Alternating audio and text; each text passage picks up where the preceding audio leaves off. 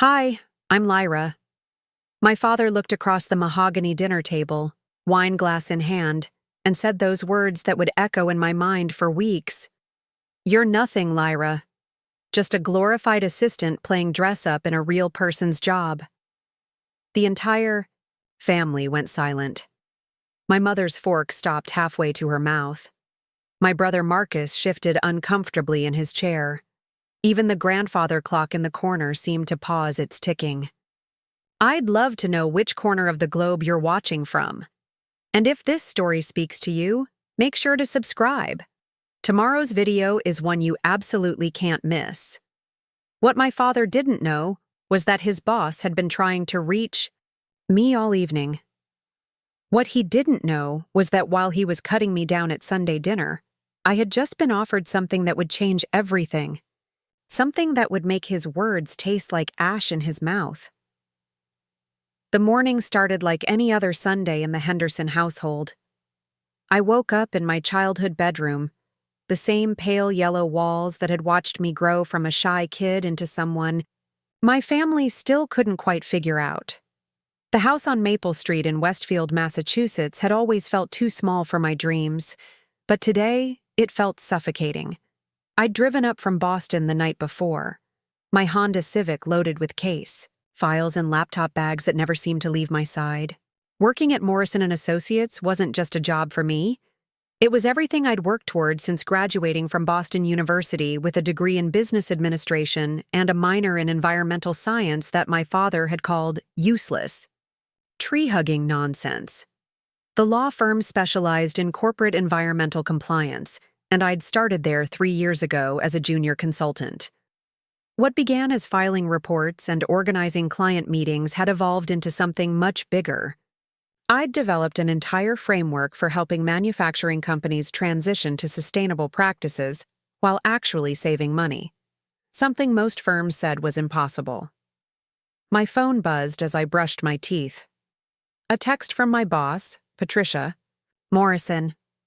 Lyra, need to discuss something important with you tomorrow. Good news. Enjoy your family time.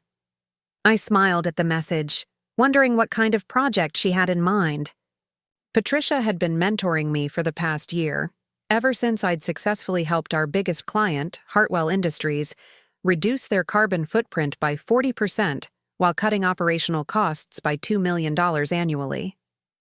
Downstairs, the familiar sounds of Sunday morning filled the house. My mother, Janet, hummed while preparing her famous blueberry pancakes.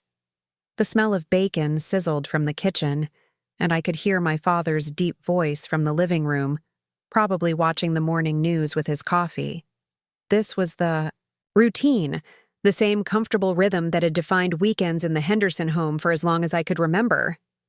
"Morning, sweetheart," Mom called as I entered the kitchen. She looked up from the griddle, her graying hair pulled back in the same style she'd worn for 20 years. "Sleep well?" "Like a rock," I lied. Truth was, I'd been up until 2 a.m. reviewing a proposal for a new client, a textile manufacturer in Vermont who wanted to overhaul their entire production process. It was exactly the kind of challenge that excited me, complex, impactful, and profitable. My brother Marcus wandered in wearing his old college sweatshirt, hair still messy from sleep. At 32, he was 2 years older than me and worked as a middle school teacher in Springfield. "Hey sis, how's the corporate world treating you?" "Can't complain," I said, pouring myself coffee from the pot Mom always kept brewing. "Actually landed a huge project last month. We're helping this company completely transform their manufacturing process. It's going to save them millions and eliminate about 60% of their waste stream."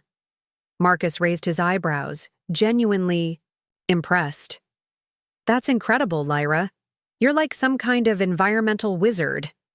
"Just doing my job," I said, but I couldn't hide the pride in my voice.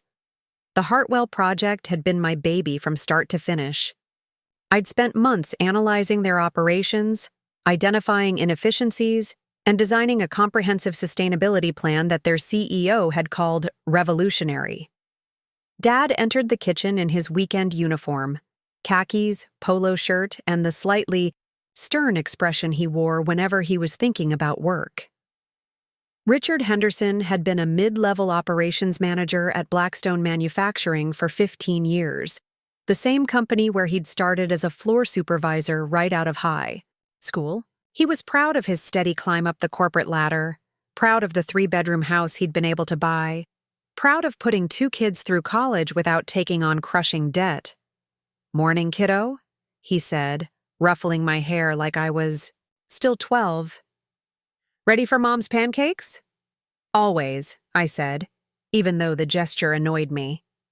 I was 30 years old, a professional consultant who'd presented to Fortune 500 executives, but in this house, I was still just kiddo. We settled around the dining room table, the same dark wood surface where I'd done homework, played board games, and shared thousands of family meals. Mom brought out the pancakes on her good china, the set she'd inherited from her mother and only used for special occasions and Sunday breakfasts.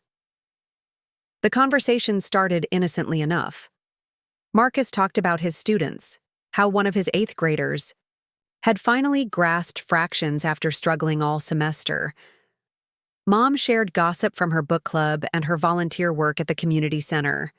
Dad talked about some changes happening at his plant, new efficiency measures that the corporation was implementing.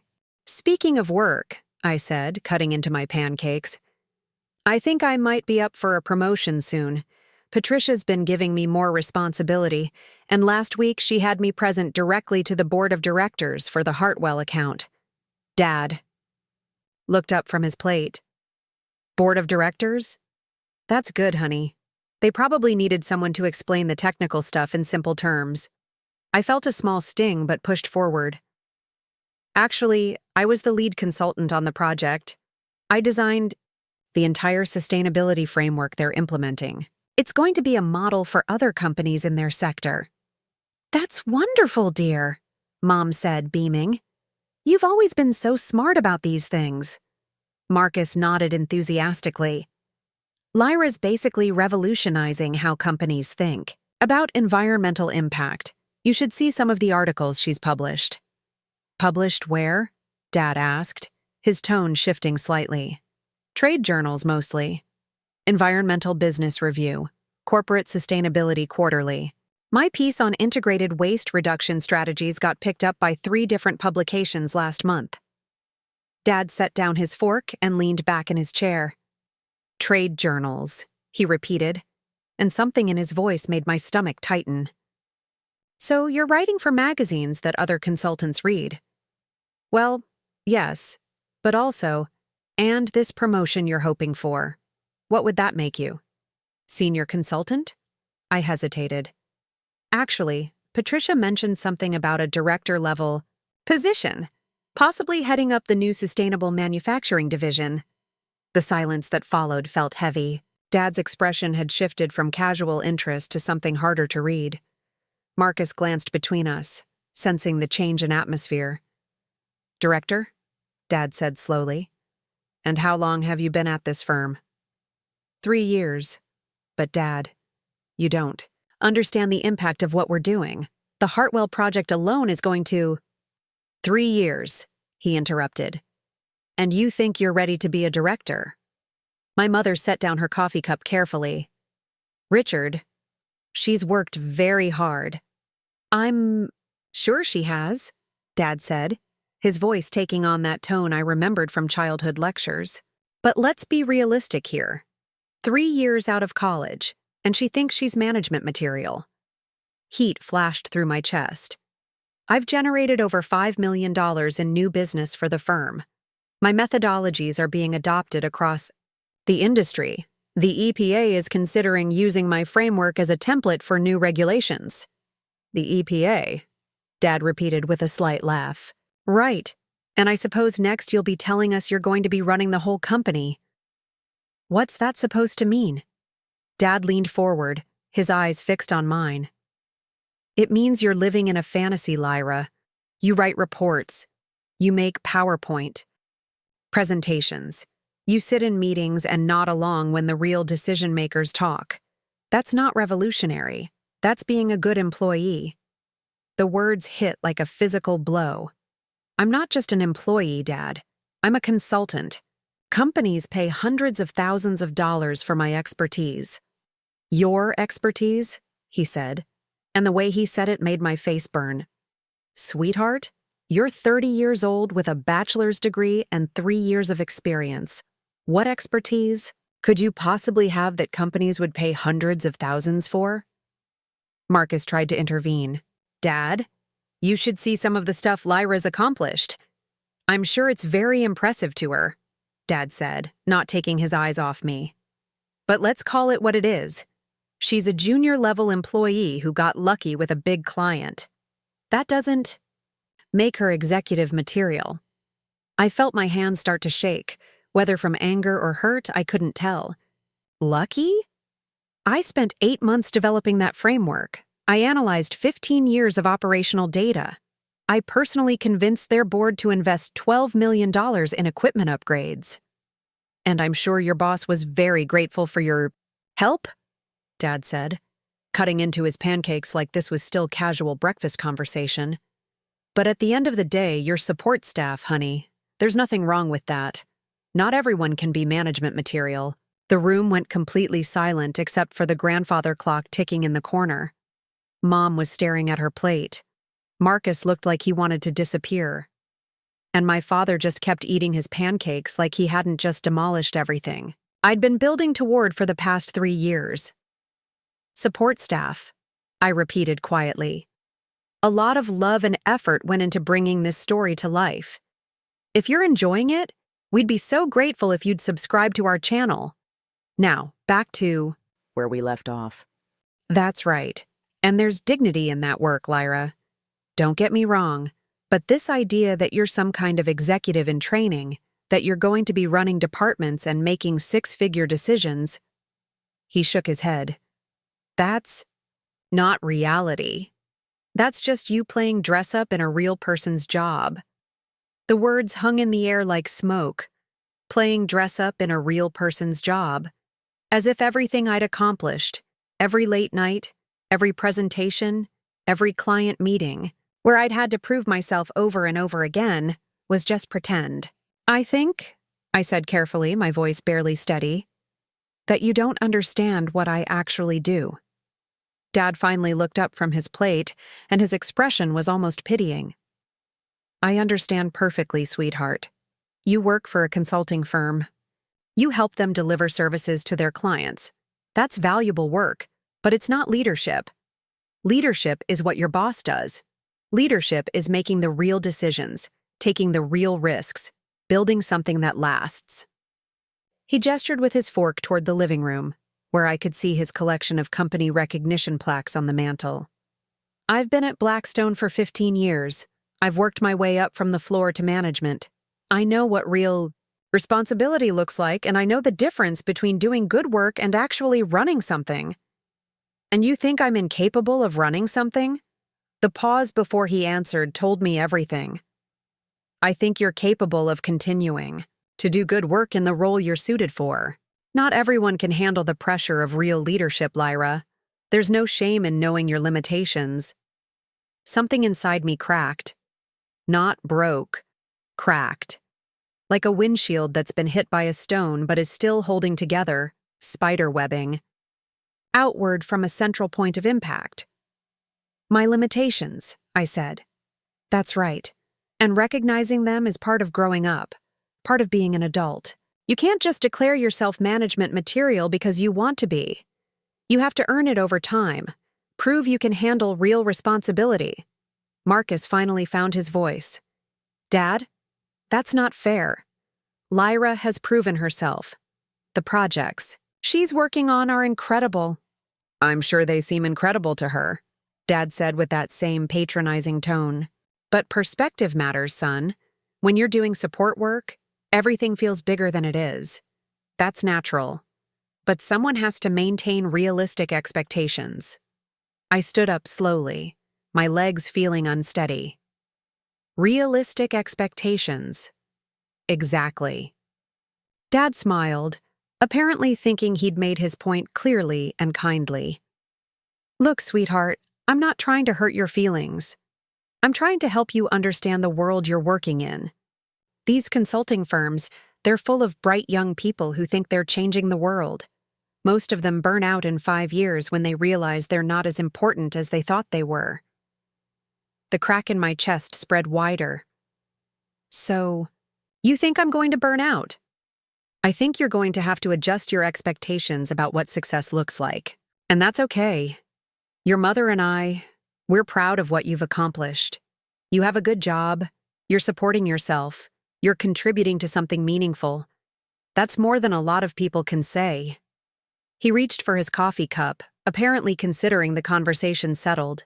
Just don't get so caught up in the fantasy that you forget to appreciate what you actually have. The words echoed in my head as I excused myself from the table and walked upstairs to my old room. Fantasy, playing dress-up, support staff, not everyone can be management material.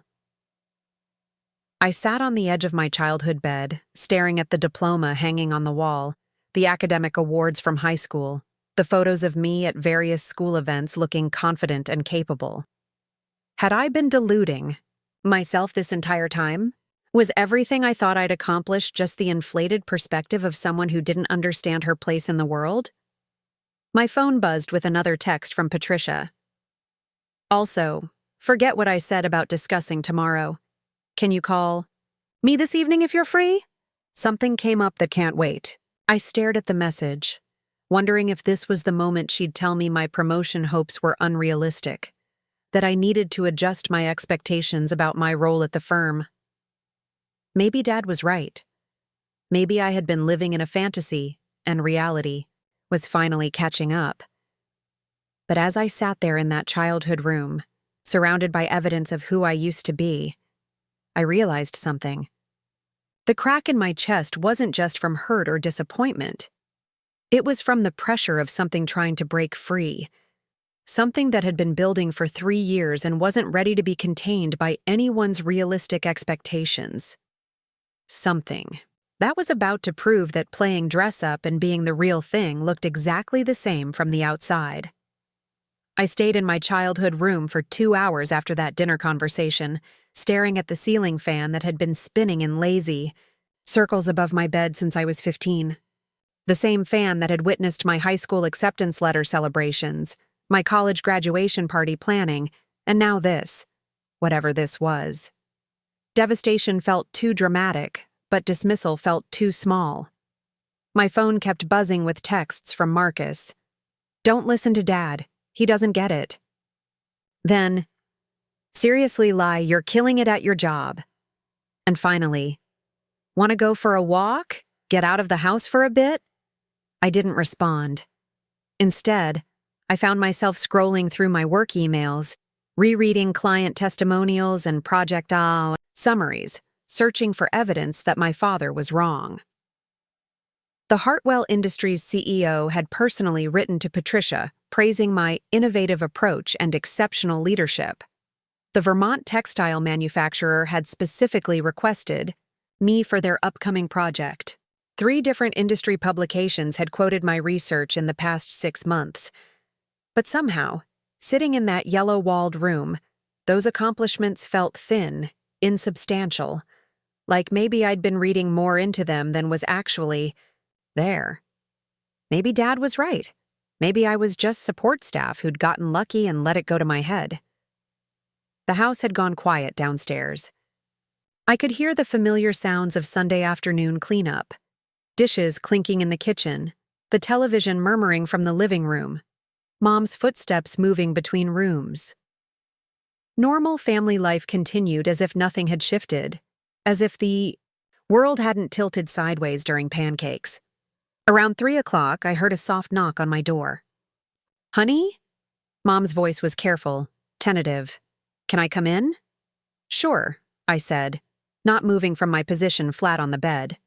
She entered with a cup of tea, chamomile, the same thing she'd brought me when I was stressed about exams or boy troubles, or any of the other dramas that had felt earth-shattering at 17. The gesture was so familiar it made my throat tight. Your father didn't mean to hurt you, she said, sitting on the edge of the bed. He just worries sometimes that you're setting yourself up for disappointment. I sat up, taking the mug even, though I didn't want tea. By succeeding at my job?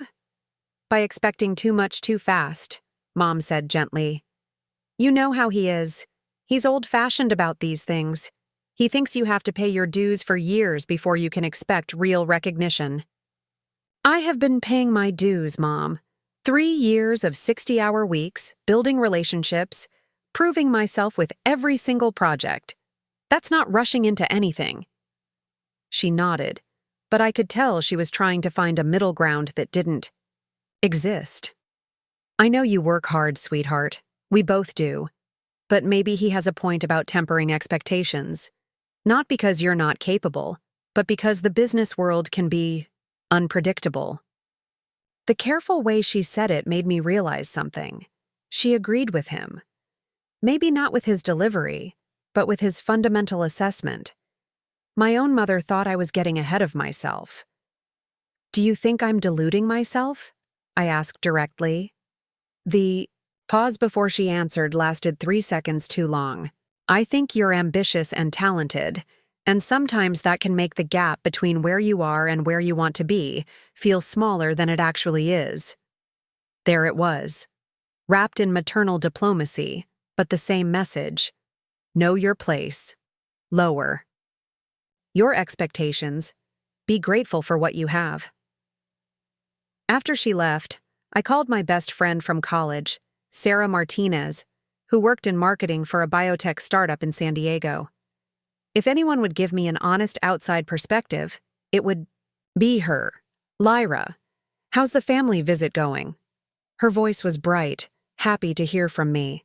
Well, my dad just told me I'm basically playing dress-up at work and need to accept that I'm not management material. The silence on the other end lasted so long I thought the call had dropped. I'm sorry, what? I recounted the entire dinner conversation, trying to keep my voice neutral, factual. But as I spoke, I could hear how it sounded. Like maybe I was the problem, maybe I'd been overselling my role, maybe Dad's reality check was overdue. Lyra, Sarah said when I finished, and her tone was sharp in a way I'd rarely heard. That's absolutely insane. Is it, though? I mean, what if he's right? What if I've been— Stop. Right there. Stop. I could hear her moving around, probably pacing her apartment the way she did when she was angry.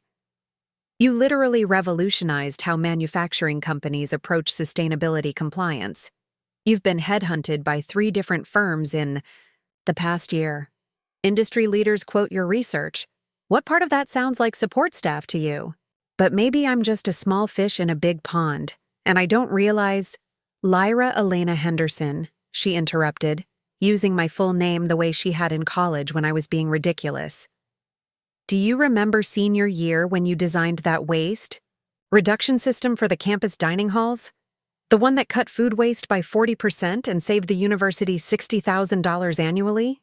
That was just a class project that they actually implemented, that other schools started copying. That got you invited to present at 3 different sustainability conferences before you even graduated. Her voice was getting louder. You've been exceptional at this stuff since you were 22, and now you're 30 with real-world experience and proven results, and your father thinks you should be content filing reports forever? When she put it that way, it did sound unreasonable. But doubt had settled into my chest like cold water, and logic wasn't enough to drain it. Maybe he's just being protective, I said weakly. Protective of what? Your ego? Because that's not protection, Lie. That's sabotage. That's someone trying to keep you small because your success makes them uncomfortable. I sat with that for a moment. The idea that my father might be actively trying to limit me felt too harsh, too intentional. But something about it rang true in a way that made my stomach hurt. I don't know, Sarah. Maybe I have been getting ahead of myself. Maybe I need to be more realistic about— Okay, stop. I'm going to ask you 3 questions and I want you to answer them honestly. Don't think about what your dad said or what you think you should say. Just answer. Okay. First, are you good at your job? The answer came immediately, before I could second guess it. Yes, really good. Second, do your clients value your work? Yes. They specifically request me for projects. They pay premium rates for my consulting. Third, has your boss given you any indication that you're not ready for more responsibility? I thought about Patricia's mentorship over the past year, the way she'd gradually increased my project leadership roles, the confidence she showed in my abilities. No. The opposite, actually. She's been preparing me for advancement. Then what? The hell are you questioning? Sarah's voice softened slightly. Lyra, I've known you for 12 years. You've never been delusional about your abilities. You've never been the type to overestimate your success or underestimate challenges. So why are you letting one conversation override years of evidence about who you are professionally? It was a good question. Why was I? Why had 90 minutes of family dinner been enough to shake my confidence in 3 years of professional growth? Because he's my dad, I said quietly. And he's been successful in business longer than I have. And what if he sees something I don't? Or what if he sees exactly what you do see, and it threatens something in him that has nothing to do with your actual capabilities?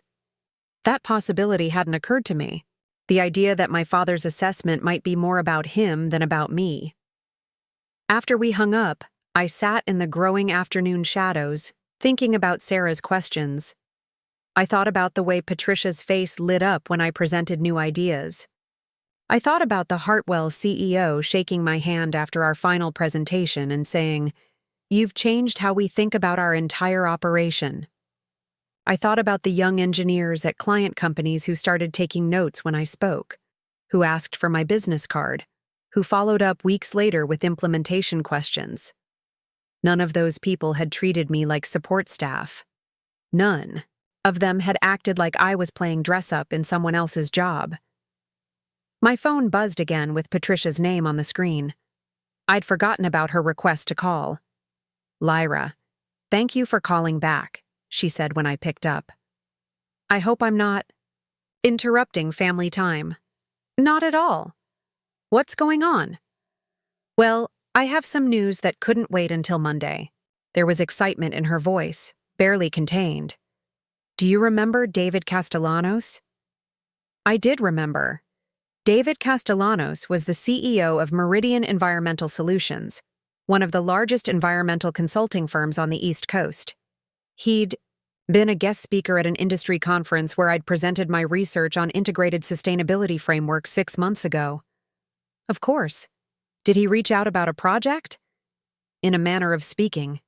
Patricia paused, and I could practically hear her smile through the phone. "He's offered you a position, Lyra. Senior Director of Strategic Consulting, heading up a new division focused on manufacturing sustainability. It's a significant step up from what you're doing here. Bigger clients, larger budgets, and a team of 12 consultants reporting to you." The words didn't immediately register. Senior Director. Strategic Consulting. A team reporting to me. I'm sorry. What? He was impressed with your presentation at the conference, and apparently he's been following your published research. When he decided to create this new division, your name was the first one he mentioned. He asked me to serve as a reference, which I was happy to do. I sat up straighter, my heart starting to race. He wants to hire me? He wants to make you an offer. We're talking about a 40% salary increase, profit sharing, and equity in the company, plus relocation assistance if you're interested in moving to their headquarters in Hartford. The room seemed to spin slightly. This morning I'd been hoping for a promotion to director level at Morrison & Associates. Now I was being offered a senior director position at a national firm with 12 people reporting to me. "Lyra? Are you there?" "Yes, sorry, I'm just processing." Patricia laughed. "I understand. It's a big opportunity. David wants to set up a call with you tomorrow if you're interested. No pressure, of course. You have a future here as well. But this could be exactly the kind of platform you've been working toward." After she hung up, I stared at my phone for a long time. 40% salary increase, equity in the company. 12 consultants are reporting to me. Strategic consulting for Fortune 500 manufacturers, support staff. Playing dress-up in a real person's job, not everyone can be management material. I thought about going downstairs and telling my family the news. I imagined the look on Dad's face when I explained that one of the most respected environmental consulting firms in the country had just offered me a senior director position. I imagined watching him reconcile that with his assessment of my career prospects. But something held me back. Maybe it was the fear that he'd find a way to diminish this too. Maybe he'd say it was just another consulting role with a fancier title. Maybe he'd suggest that they were taking advantage of my inexperience, that I'd be set up to fail. Or maybe, and this thought surprised me with its clarity, maybe I didn't need his validation anymore. I called Sarah back. 2 calls in one day? Must be serious, she answered. I just got offered a senior director position with Meridian Environmental Solutions. The shriek that came through the phone was so loud I had to hold it away from my ear. Are you kidding me? Lyra, that's incredible. That's exactly what you've been working toward. I know. It's surreal. Please tell me you're going to take it. I looked around my childhood room, the yellow walls, the participation trophies, the photos of a younger version of myself who'd believed she could do anything. I think I am. Good. And please tell me you're going to march downstairs right now and tell your father that his realistic expectations can kiss your professionally successful ass. I laughed for the first time all day. I don't think I'm going to tell him at all. What? Why not? Because, I said, the answer becoming clear as I spoke, I don't need him to understand my career anymore. I don't need him to validate my success or approve of my ambitions. I spent 3 hours today questioning everything I'd accomplished, because he told me I wasn't management material. But the rest of the world seems to disagree. Sarah was quiet for a moment. You sound different. I feel different, like something just clicked into place. Good. It's about time. As the sun set, outside my childhood bedroom window, I realized that my father's words hadn't broken something in me. They'd revealed something. They'd shown me that I'd been seeking approval from someone who wasn't qualified to give it, someone who'd never done what I was doing, never built what I was building, never risked what I was risking. For years, I'd been measuring my professional success against his understanding of professional success, but we weren't playing the same game anymore. We weren't even playing in the same league. Tomorrow I would drive back to Boston, call David Castellanos, and accept an offer that would change the trajectory of my entire career. I would become exactly what my father said I could never be, a real leader with real responsibility, building something that would last, and he would find out about it the same way everyone else would, when it became impossible to ignore. Monday morning arrived with the kind of crisp October air that made Boston feel electric with possibility. I'd driven back from Westfield at dawn, my Honda loaded with the same case files but carrying a completely different energy.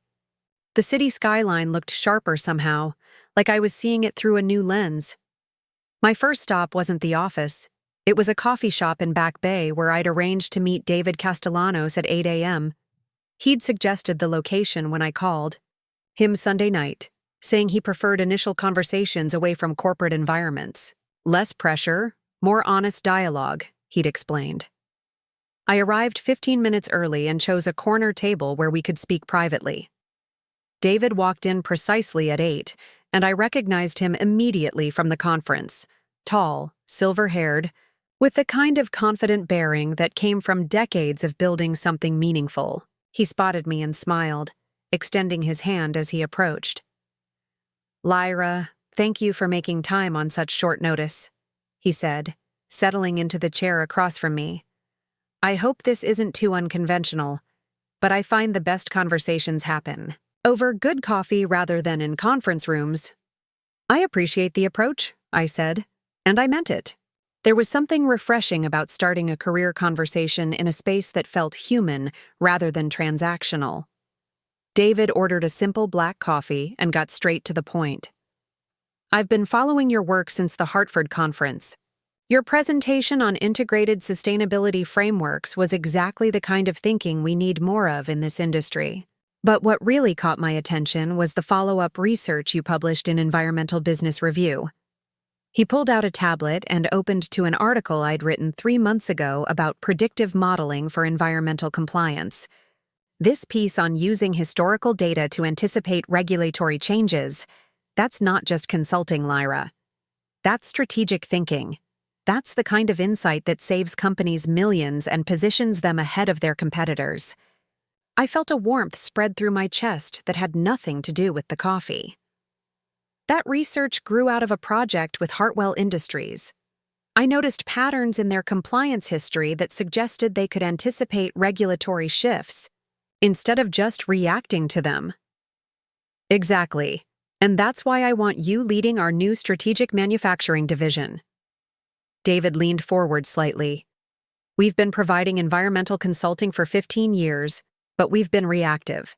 Companies come to us when they're already in trouble, or when regulations force their hand. I want to change that model entirely.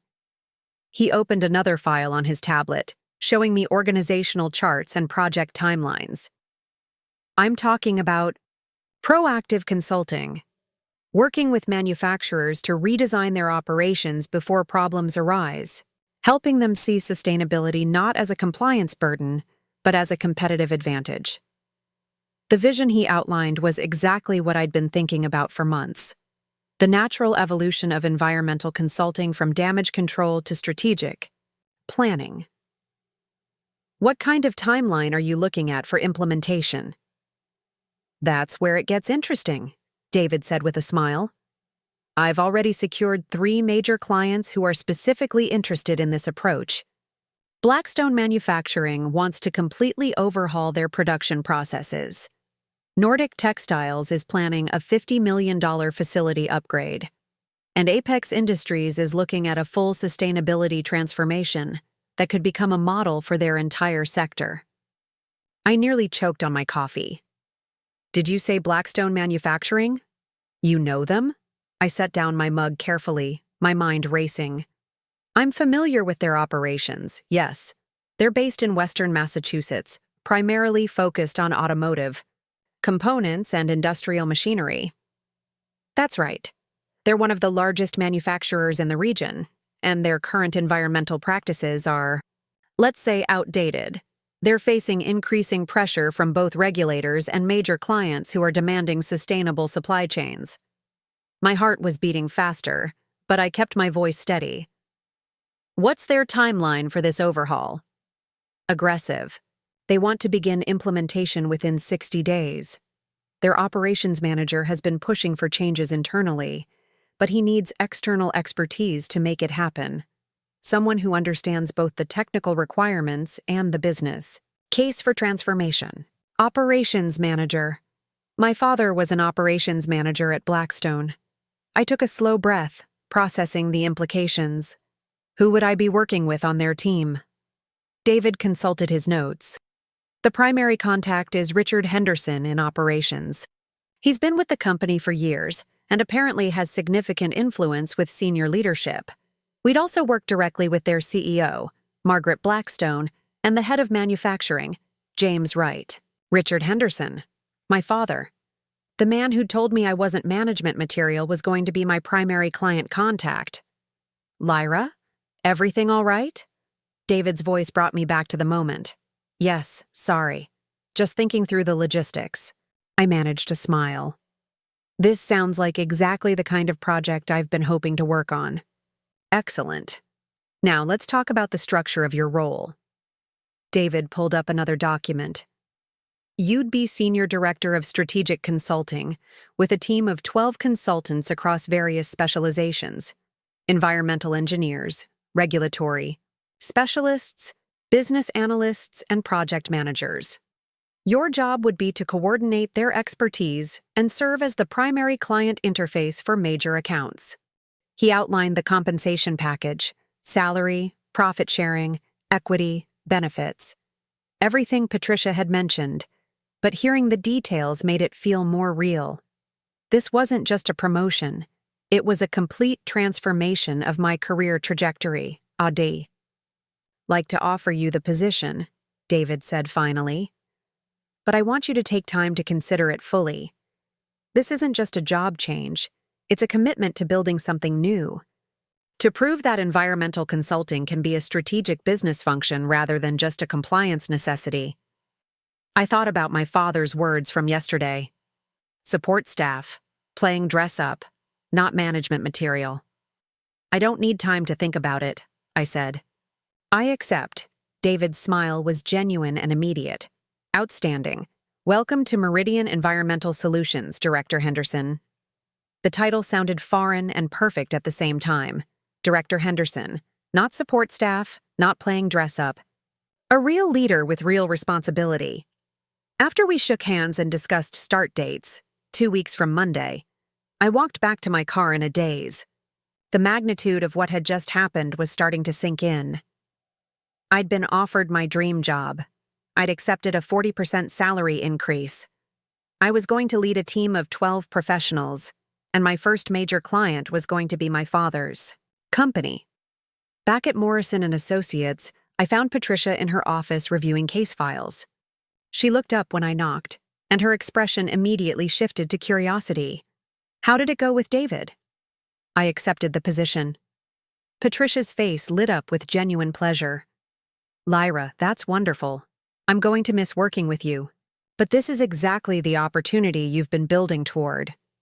We spent the next hour discussing transition plans. I had 3 active projects that would need to be reassigned, and Patricia wanted to ensure smooth handoffs to other consultants.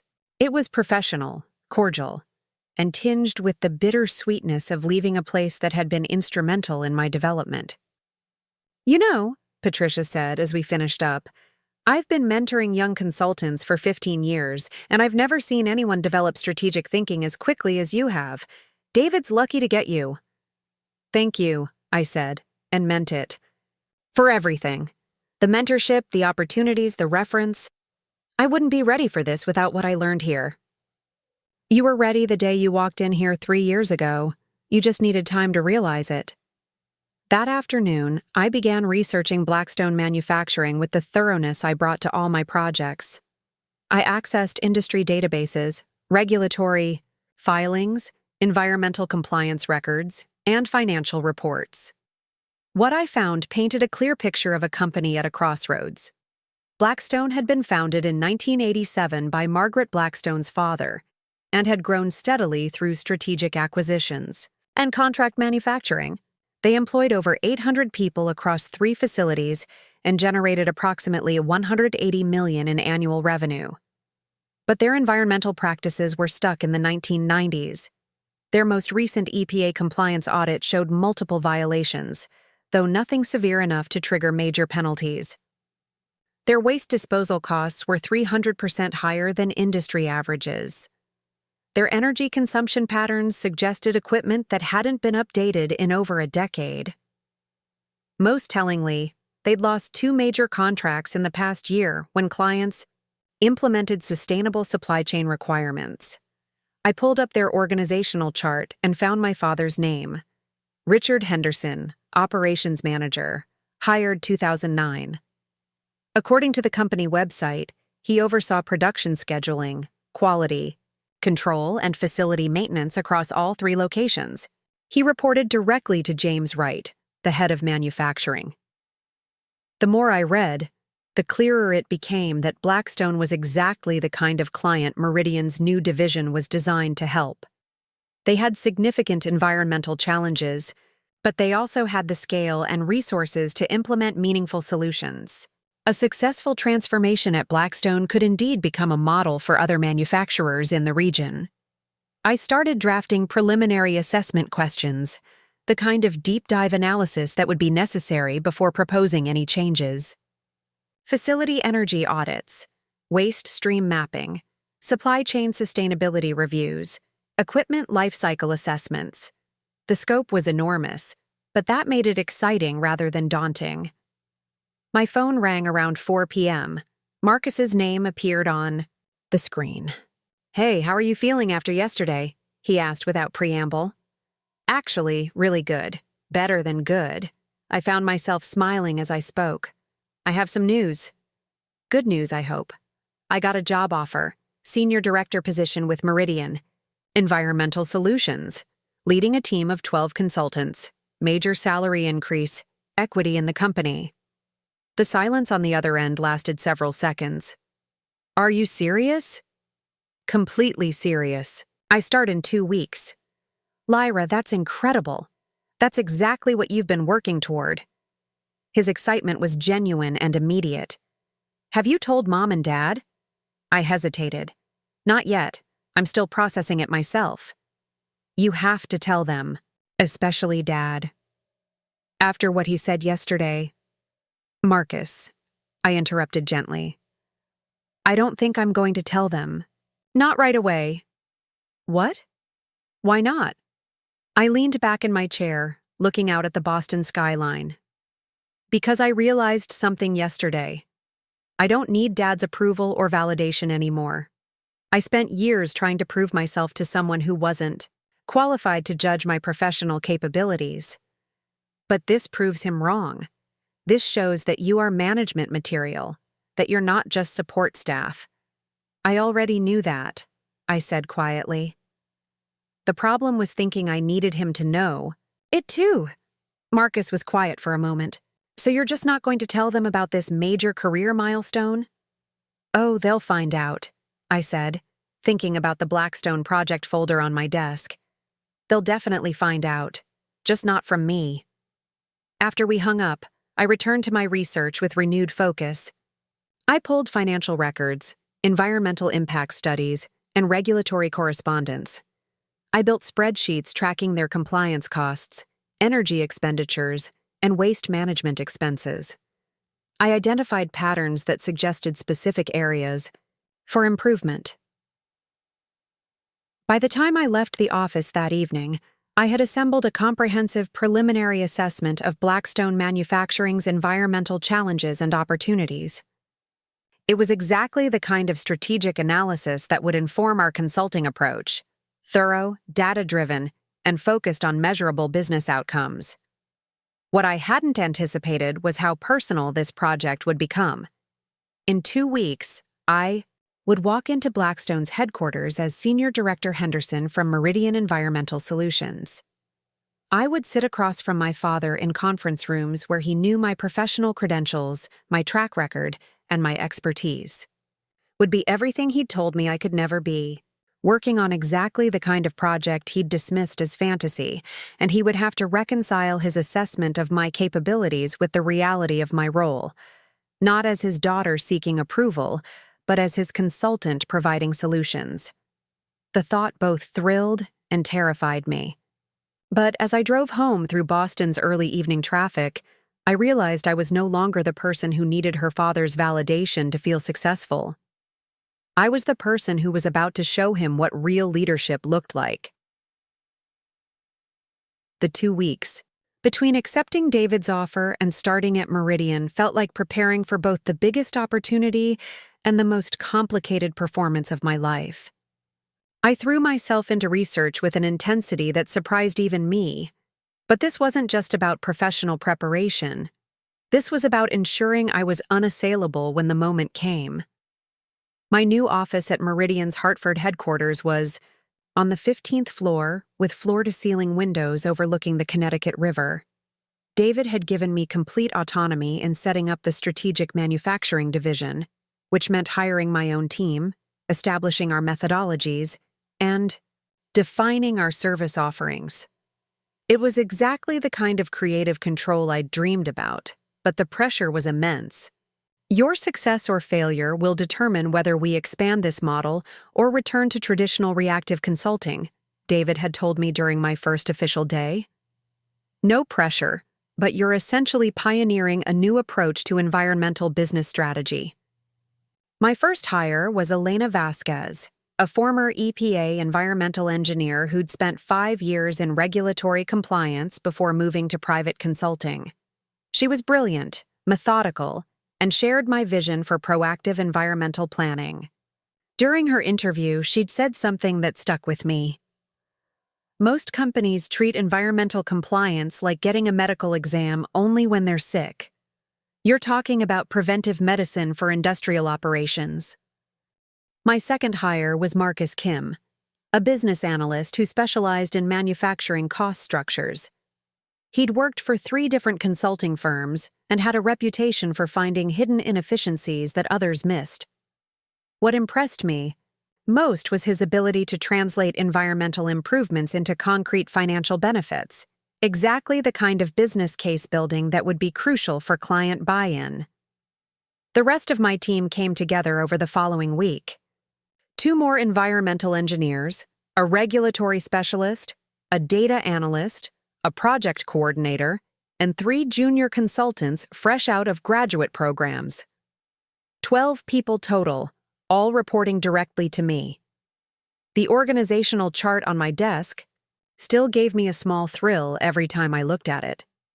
But assembling the team was the easy part.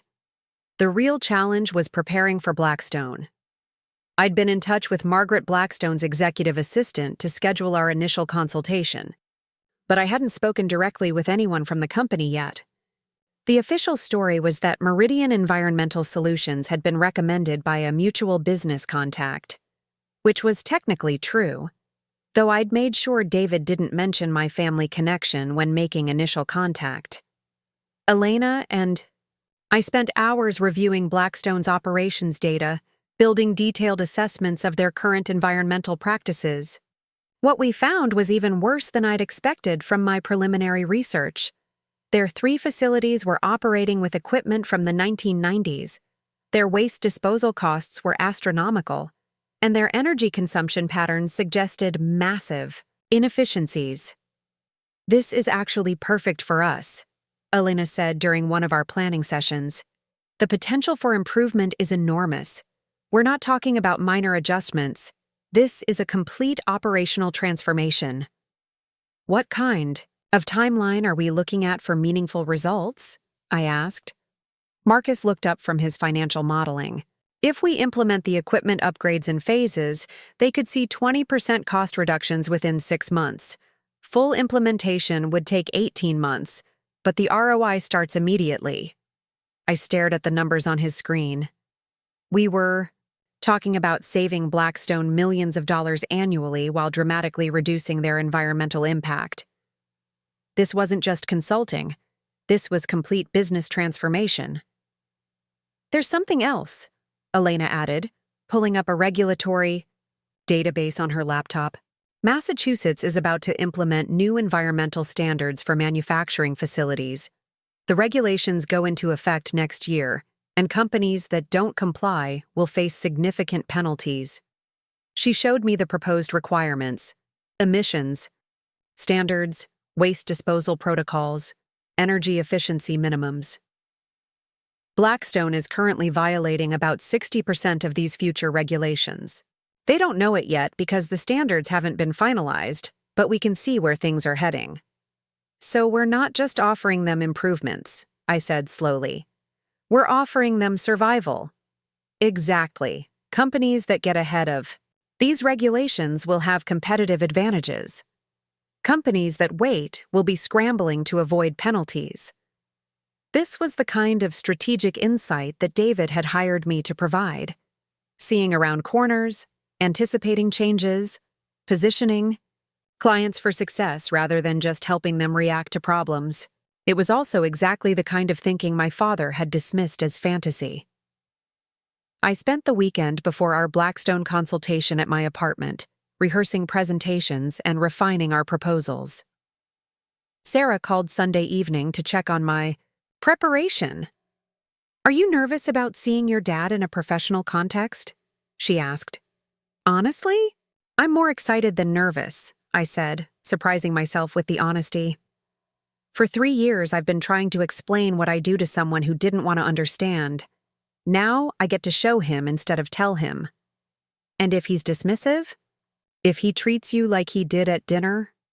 I thought about that for a moment. Then he'll be dismissing the senior director of strategic consulting from one of the most respected environmental firms in New England. And that says more about his judgment than mine.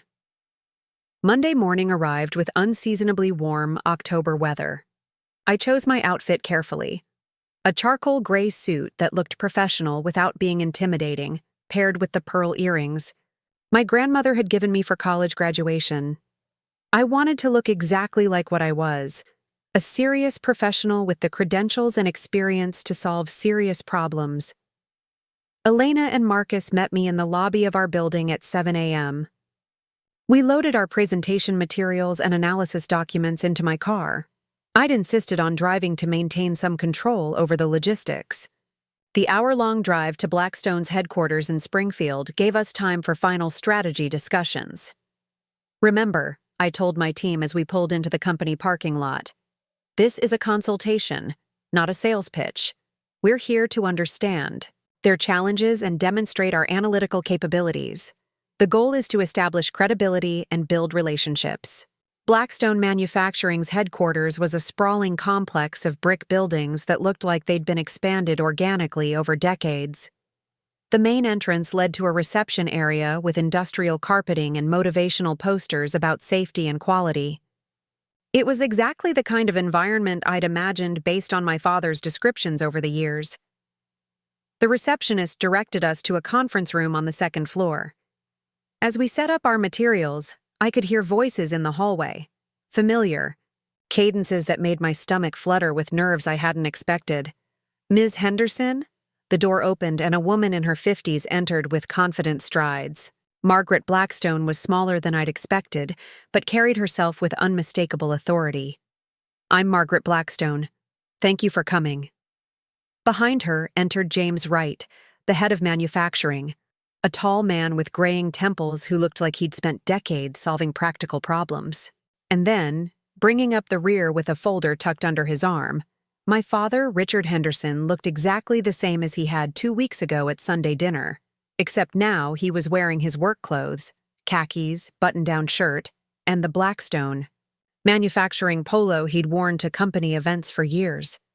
His expression was politely attentive as he shook hands with Elena and Marcus. Then he turned to me. For a split second, I saw recognition flicker across his face. Confusion, surprise, and something that might have been panic. But he recovered quickly, extending his hand with professional composure. Richard Henderson, operations manager, he said, his voice carefully neutral. Lyra Henderson, senior director of strategic consulting, I replied, shaking his hand firmly. Thank you for taking the time to meet with us. If Margaret or James noticed the shared surname, they didn't comment. In a business context, it wasn't unusual for unrelated people to have common names. My father's expression suggested he was hoping to keep it that way. Please, have a seat, Margaret said, settling at the head of the conference table. Richard has been advocating for this kind of comprehensive review for months. I'm interested to hear what you found in your preliminary assessment.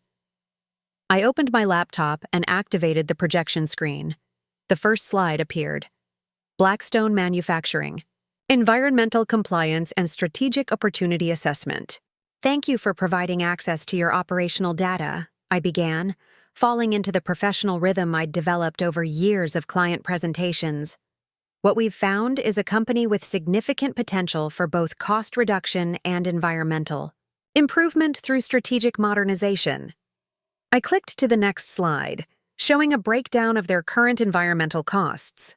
Your annual expenditures for waste disposal, energy consumption, and regulatory compliance currently total approximately $3.2 million. Our analysis suggests these costs can be reduced by 40 to 60% through targeted improvements. Margaret leaned forward slightly. 40 to 60%? That seems optimistic. Elena stepped in smoothly.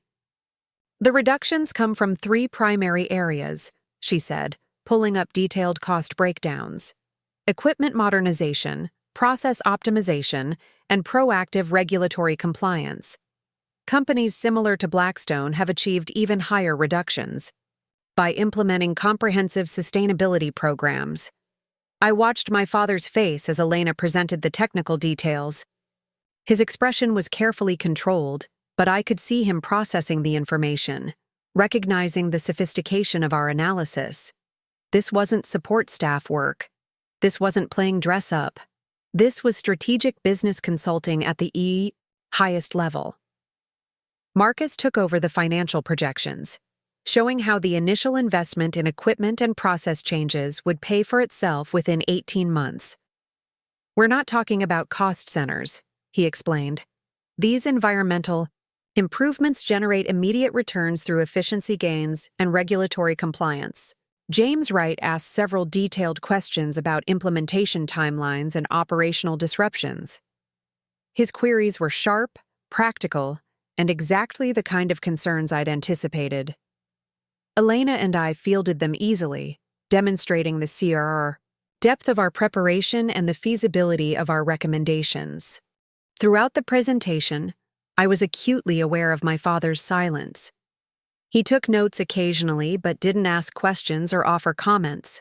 I couldn't tell if he was impressed, skeptical, or simply processing the surreal situation of his daughter leading a high-level business consultation at his company. "There's one more factor to consider," I said, advancing to our final section. "Regulatory changes coming in the next 12 months will require significant compliance adjustments, regardless of whether you choose to implement our recommendations." I showed them the Massachusetts environmental standards that Elena had identified, explaining how the new regulations would affect their operations. "Companies that prepare proactively will have competitive advantages. Companies that wait will face penalties and rushed implementation costs." Margaret's expression shifted to serious attention. "These regulations are definitely happening?" "The proposed standards are in final review," Elena confirmed. "Implementation is scheduled for next year. Blackstone's current practices would violate approximately 60% of the new requirements." The room went quiet as the implications sank in. This wasn't just about optional improvements anymore. This was about regulatory survival. Finally, my father spoke. "What kind of timeline would you recommend for beginning implementation?" His voice was professional, but I caught something underneath. Respect, maybe, or recognition that we weren't just selling services but providing essential strategic guidance. "We'd recommend beginning with a comprehensive facility audit within 30 days, I said. "That gives us time to prioritize improvements based on regulatory requirements and potential ROI. Full implementation would be phased over 18 months to minimize operational disruption." Margaret looked around the table, gauging her team's reactions. "This is exactly the kind of strategic thinking we need. Richard, you've been pushing for environmental upgrades. What's your assessment of their recommendations?" My father glanced at me, and for a moment we weren't consultants and client. We were father and daughter, and he was seeing me clearly for the first time in years. "Their analysis is thorough," he said carefully. "The financial projections are realistic, and the regulatory information is crucial for our planning. I think we'd be foolish not to move forward." It wasn't effusive praise, but coming from someone who'd called me support staff 2 weeks ago, it felt like a monumental shift. Margaret nodded decisively. "I'd like to schedule a follow-up meeting to discuss contract terms and implementation details. Can you have a formal proposal ready by Friday?" "Absolutely," I said, closing my laptop with steady hands. As we gathered our materials and prepared to leave, my father approached me near the conference room door. "Lyra," he said quietly, using my name for the first time during the meeting. "Could I speak with you privately for a moment?" I glanced at Elena and Marcus, who were chatting with James about technical specifications. "Of course." He led me to a small office down the hall and closed the door behind us. For several seconds, we just looked at each other. The weight of 2 weeks, of years, of fundamental misunderstandings hanging between us. "I had no idea," he said finally. "About what?" "About any of this. About what you actually do, about your level of responsibility, about your expertise." He sat down heavily, in a desk chair. When Margaret said we were meeting with Meridian Environmental Solutions, when she mentioned the senior director would be leading the consultation, I never imagined— He trailed off, shaking his head. You never imagined it would be me, I finished. Never imagined you were already doing this kind of work. Leading teams, making strategic recommendations to CEOs, solving problems that affect entire companies. He looked up at me with an expression I'd never seen before, something between apology and awe. You're exactly what we need, Lyra. What I've been telling Margaret we need for months. The irony wasn't lost on either of us. He'd been advocating for environmental consulting while simultaneously telling his daughter she wasn't management material. Dad, I said gently, this is what I've been trying to tell you I do. This is what I meant when I talked about strategic consulting and board presentations and generating millions in new business. He was quiet for a long moment. I owe you an apology. A big one. I thought I understood your work, but I was measuring it against my own experience, my own definition of success. I didn't realize that I'd already become exactly what you said I couldn't be. He nodded, looking more humble than I'd ever seen him. Margaret's going to want to contract with your firm. She's been looking for this kind of expertise for over a year. And based on what I saw in there, you're the best option we've found. I felt a complex mix of emotions. Vindication, certainly, but also something sadder. Relief that he finally understood, but regret that it had taken this elaborate demonstration for him to see what had been obvious to everyone else. We'll send you a formal proposal by Friday, I said, returning to professional mode. Elena will be your primary technical contact, and I'll oversee the strategic implementation. He stood up, extending his hand again. I look forward to working with you, Director Henderson. This time when we shook hands, it felt different. Not like father and daughter, not like the power dynamic that had defined our relationship for 30 years, but like equals meeting on professional ground.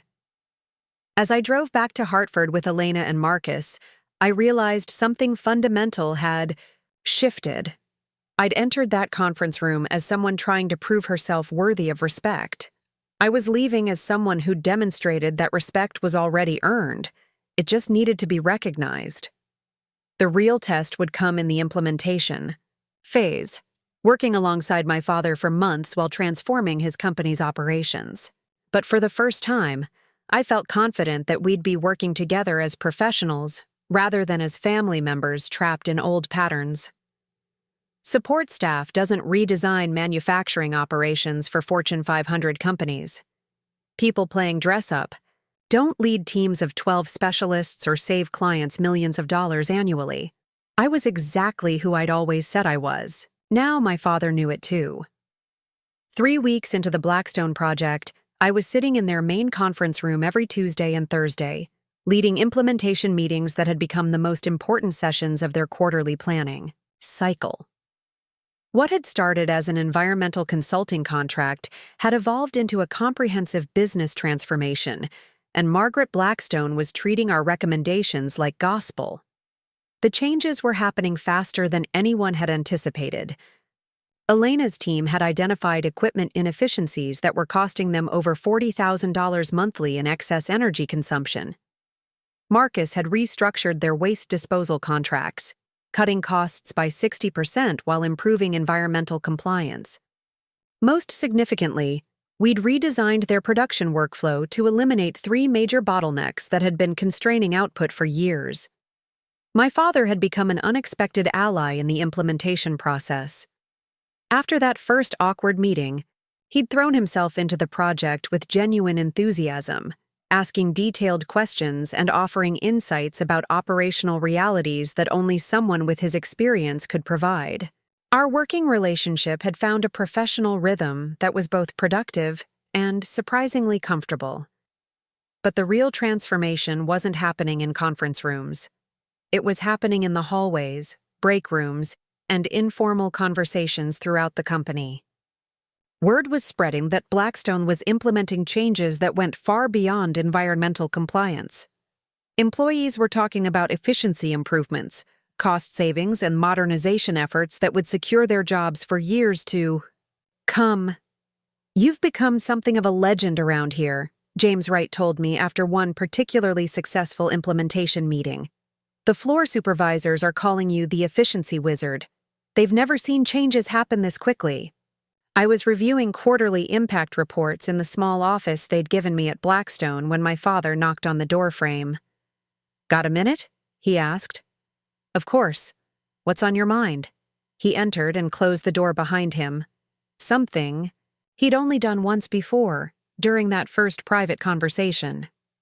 "Margaret wants to expand the contract. She's talking about implementing your framework across all 3 facilities and extending the project timeline by another year." I looked up from my laptop. That's good news, isn't it? More comprehensive implementation, better long-term results. "It's great news," he said, but his expression was complicated. "There's something else, though. She wants to present the project results to the board of directors next month. Full presentation. Detailed analysis of cost savings and efficiency improvements. Standard procedure for a project this size. I've presented to boards before." Dad sat down across from my desk, and I could see he was choosing his words carefully. "The thing is, one of the board members has been particularly interested in our environmental initiatives. He's been asking detailed questions about our consulting team, specifically about you." Something in his tone made me pay closer attention. "What kind of questions?" "About your background, your experience, your credentials." He seemed impressed when Margaret mentioned you were leading the strategic implementation. Dad paused, looking uncertain. "The board member's name is David Castellanos." My coffee mug stopped halfway to my lips. "David Castellanos? You know him?" I set down the mug carefully, my mind racing. David Castellanos wasn't just on Blackstone's board. He was my boss. The CEO of Meridian Environmental Solutions was a board member at my father's company, and neither of them had made the connection. "Yes," I said slowly. "I know him." Dad leaned forward. "How? Is he a client? A previous contact?" I could have deflected the question, maintained the professional distance we'd established, but something about the moment felt like it required honesty. "He's my CEO, Dad. David Castellanos is the head of Meridian Environmental Solutions." The color drained from my father's face. "Your CEO is on our board of directors?" "Has been for 3 years, according to the company website. I assume that's how he knew about Blackstone's need for environmental consulting." I watched understanding dawn across his features. "He didn't randomly recommend us. He recommended us because he knew exactly what your company needed." Dad sat back in his chair, processing the implications. "So, when he hired you, he was hiring someone specifically, qualified to solve problems at a company where he serves on the board. Problems you'd been talking about in board meetings for months. And when Margaret contracted with Meridian, she was hiring the consulting firm whose CEO already understood your operational challenges because he'd been hearing about them in board meetings." We sat in silence for several moments, both of us working through the layers of connection and coincidence that had brought us to this point. "Does he know?" Dad asked finally. "About our relationship?" "Not from me. I've maintained strict professional boundaries about family connections." I paused, considering. "But David's not stupid. When he sees both our names in the project reports, he'll figure it out." Dad ran his hand through his hair, a gesture I remembered from childhood when he was processing unexpected information. "This changes things, doesn't it?" "How so?" "Well, when the board meets next month, David's going to be evaluating a project led by his own employee at a company where he serves as a director. There are all kinds of potential conflicts there." I'd been thinking about exactly that issue since he'd mentioned David's board position. "Actually, I think it strengthens our position. David hired me based on my qualifications and track record. The results we've achieved at Blackstone validate his assessment of my capabilities. But doesn't it create an ethical problem? Your boss, Is evaluating your work as a board member? Only if the work isn't excellent, I said with a slight smile. Which it is. The results speak for themselves. Cost reductions ahead of schedule, efficiency improvements beyond projections, regulatory compliance that positions Blackstone ahead of upcoming requirements. Dad was quiet for a moment, still processing. You know what this means, don't you? What? When David recommended Meridian to Margaret, when he told the board we should hire environmental consultants, he was specifically thinking of you. He knew you were qualified to solve our problems because he'd hired you for exactly that kind of work. The full circle nature of it was starting to sink in. David had heard my father advocate for environmental improvements in board meetings. He'd hired me to lead strategic consulting for exactly those kinds of manufacturing challenges. When Blackstone needed environmental consulting, he'd recommended his own firm because he knew his senior director could deliver results. There's something else, Dad said, his voice growing quieter. Something I should probably tell you before the board meeting. What? He looked uncomfortable, like he was about to reveal something he'd kept private. The reason I've been pushing so hard for environmental improvements, the reason I've been advocating for consulting help, it's because I knew my job depended on it. I raised my eyebrows. How so? Margaret gave me an ultimatum 6 months ago. Either find solutions for our environmental compliance problems and rising operational costs, or she'd restructure operations management entirely. I've been researching consulting firms, trying to identify someone who could help us implement meaningful changes. The pieces were clicking into place. So, when David recommended Meridian, he was essentially saving my career. And when you walked into that first meeting and started presenting solutions to problems I'd been struggling with for months, Dad shook his head. I realized my daughter was exactly the person I'd been looking for. The irony was almost overwhelming. My father had been desperately seeking the kind of expertise I'd been developing for years. David had hired me specifically for my ability to solve the problems my father was facing, and neither of them had realized the connection until we were 3 weeks into successful implementation. Dad, I said gently, what you're describing, seeking, expert consultation to solve complex operational challenges. That's exactly what I meant when I talked about strategic consulting. That's what I do. That's what I've been doing for 3 years. He nodded slowly.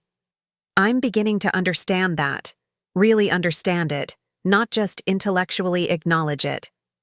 My phone buzzed with a text message. David's name appeared on the screen. Great progress reports from Blackstone. Margaret Blackstone specifically mentioned your leadership. Board meeting next month to review results. Excellent work. I showed the message to my father. He doesn't know yet, but he will soon. Yes, and when he does, he's going to realize that the senior director he hired to lead strategic manufacturing consulting has been successfully transforming operations at a company where he serves on the board. A company whose operations manager happens to be her father. Dad was quiet for a long moment. How do you think he'll react? I thought about David's character, his focus on results, his commitment to professional excellence. I think he'll be impressed that his hiring decision was validated so clearly. He took a chance on me when he created this division, and the Blackstone project proves he was right. And the family connection?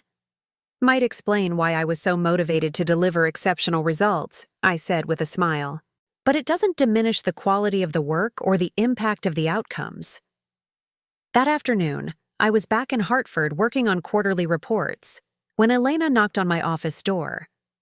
Do you have a few minutes? There's something interesting. In the Blackstone data. She entered with Marcus, both of them carrying tablets loaded with analysis. We've been tracking the broader impact of our implementations, Elena said, and the results are even better than we projected. Marcus pulled up financial comparisons. The efficiency improvements have created ripple effects throughout their operations. Departments that weren't directly involved in our environmental upgrades are seeing productivity increases because of reduced bottlenecks and improved workflow. How significant are we talking? Overall operational costs are down 18% in 3 weeks, Elena said. Energy consumption is down 25%. Waste disposal costs are down 60%. But here's the really interesting part. Employee satisfaction surveys show dramatic improvements. She showed me internal HR data that Margaret had shared with us. Workers are more engaged because they feel like the company is investing in its future rather than just maintaining the status quo. Morale is higher, turnover is decreasing, and productivity metrics are climbing across all departments. I studied the data, amazed by the scope of improvement. This isn't just environmental consulting anymore. This is a comprehensive business transformation. Exactly, Marcus said. And it's the kind of case study that could revolutionize how manufacturing companies think about sustainability initiatives, not as compliance burdens, but as competitive advantages. Have you shared this analysis with David? That's why we're here, Elena said. He wants a full briefing tomorrow morning. Apparently, Margaret Blackstone called him personally to discuss expanding our contract and implementing similar programs at other companies in their network. The magnitude of what we'd accomplished was starting to hit me. We hadn't just solved Blackstone's environmental problems. We'd created a model for business transformation that other companies would want to replicate. David's investment in the EI, Strategic Manufacturing Division, was paying off beyond anyone's expectations. There's one more thing, Marcus said, looking slightly puzzled. David mentioned that he's particularly interested in discussing the Blackstone project at the next board meeting. He seemed to know more details about their operations than I'd expect from a typical client relationship. Elena nodded. And Margaret keeps referring to David as if she knows him personally. Are there existing connections between Meridian and Blackstone that we should be aware of? I looked at my team. Brilliant, dedicated professionals who'd helped create something remarkable over the past month. They deserved to understand the full context of what we were working on. David serves on Blackstone's board of directors, I said. Has for 3 years. He recommended Meridian for this project because he knew from board meetings that they needed exactly the kind of consulting we provide. Marcus blinked. So our CEO is evaluating our work as a board member of our client? That's one way to look at it. Another way is that our CEO positioned us to work with a company where he knew we could demonstrate exceptional results. Elena was connecting dots rapidly. Which means this project isn't just about helping Blackstone, it's about proving that our entire strategic manufacturing division model works. And if it works at Blackstone, Marcus added, David can recommend similar implementations at other companies where he has influence. I nodded. We're not just solving one company's problems. We're piloting a new approach to environmental consulting that could scale across multiple industries. The three of us sat with that realization for a moment. What had felt like a significant but straightforward consulting project was actually a proof of concept for revolutionizing an entire business model. No pressure, Elena said with a slight smile. None at all, I agreed. But as I looked out my office window at the Hartford skyline, I felt something I'd never experienced before. The weight and thrill of being exactly where I was supposed to be, doing exactly what I was meant to do, with exactly the right people supporting the work. Tomorrow's briefing with David would reveal whether he'd figured out the family connection. Next month's board meeting would determine whether Blackstone wanted to expand our contract. But regardless of those outcomes, I knew something fundamental had changed. I wasn't trying to prove I belonged in strategic consulting anymore. I was doing strategic consulting, and the results spoke louder than any family dinner conversation ever could. The morning of the board meeting arrived with the kind of crisp November air that made everything feel sharper, more consequential. I'd been preparing for this presentation for 2 weeks, but the preparation felt different from any client presentation I'd ever given. This wasn't just about demonstrating results. This was about the convergence of every professional and personal thread that had been building since that Sunday dinner. David had scheduled a pre-meeting briefing at 7 a.m. in his office. When I arrived with my presentation materials, I found him standing at his floor-to-ceiling windows, looking out at Hartford's awakening skyline with his morning coffee. "Lyra, come in," he said without turning around. "I've been looking forward to this conversation." Something in his tone made me pause. He sounded like someone who had information he was waiting to share. "The Blackstone results have been remarkable," I began, setting up my laptop on his conference table. "We've exceeded all projected outcomes and identified opportunities for even greater impact." "Yes, I've seen the quarterly reports," David said, finally turning to face me. 18% reduction in operational costs, 25% decrease in energy consumption, 60% improvement in waste management efficiency. Those aren't just good results, Lyra. Those are transformational results. He moved to his desk and picked up a manila folder. "But there's something we need to discuss before the board meeting." My stomach tightened slightly. "What's that?" David opened the folder and pulled out what appeared to be organizational charts. "I've been reviewing the project documentation, and I noticed something interesting about your primary client contact at Blackstone." He laid the papers on the table between us. Blackstone's internal directory with my father's name highlighted. Richard Henderson, Operations Manager. "Same surname," David said simply. "Could be a coincidence, of course. Henderson isn't an uncommon name. But when I started thinking about your background, Boston University, grew up in Western Massachusetts, family in the manufacturing sector, the pieces started forming a pattern."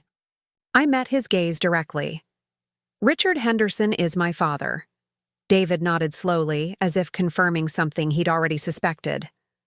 "How long have you known about my position on Blackstone's board?" "Since the third week of the project. My father mentioned it during a client meeting." "And you didn't think this was something we should discuss?" I chose my words carefully.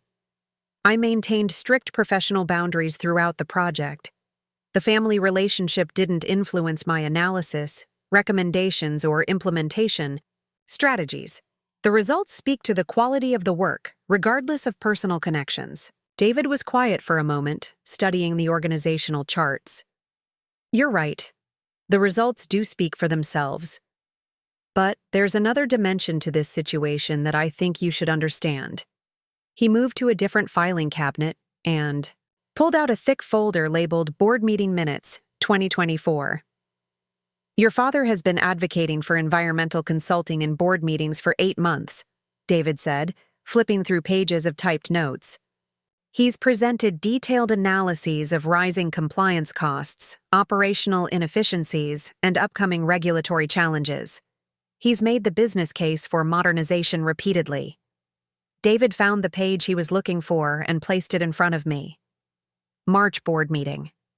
"Richard Henderson presents a proposal for hiring environmental consultants, specifically requesting expertise in manufacturing sustainability and regulatory compliance."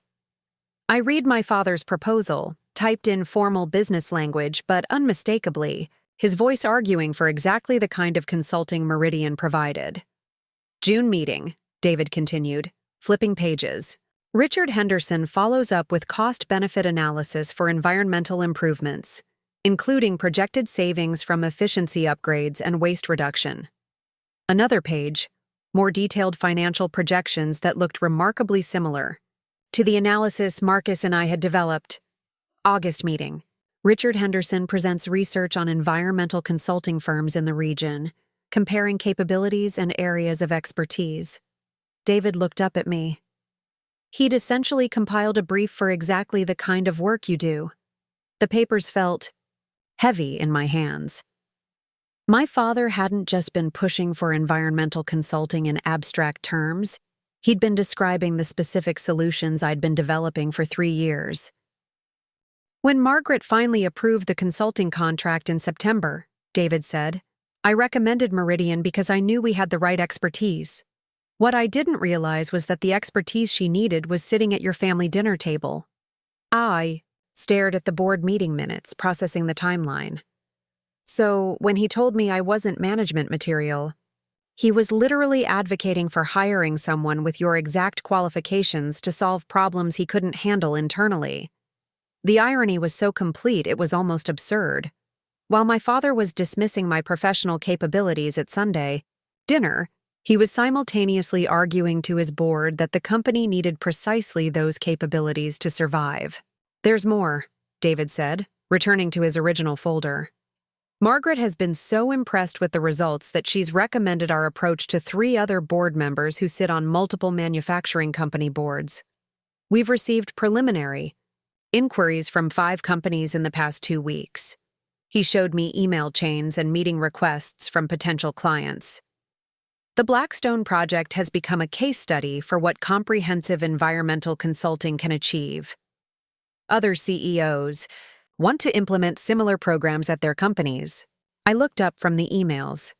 So this isn't just about Blackstone anymore. This is about validating an entirely new business model. When I created the Strategic Manufacturing Division and hired you to lead it, I was betting that proactive environmental consulting could become a major revenue stream. The Blackstone results prove that bet was correct. David moved back to the windows, looking out at the city.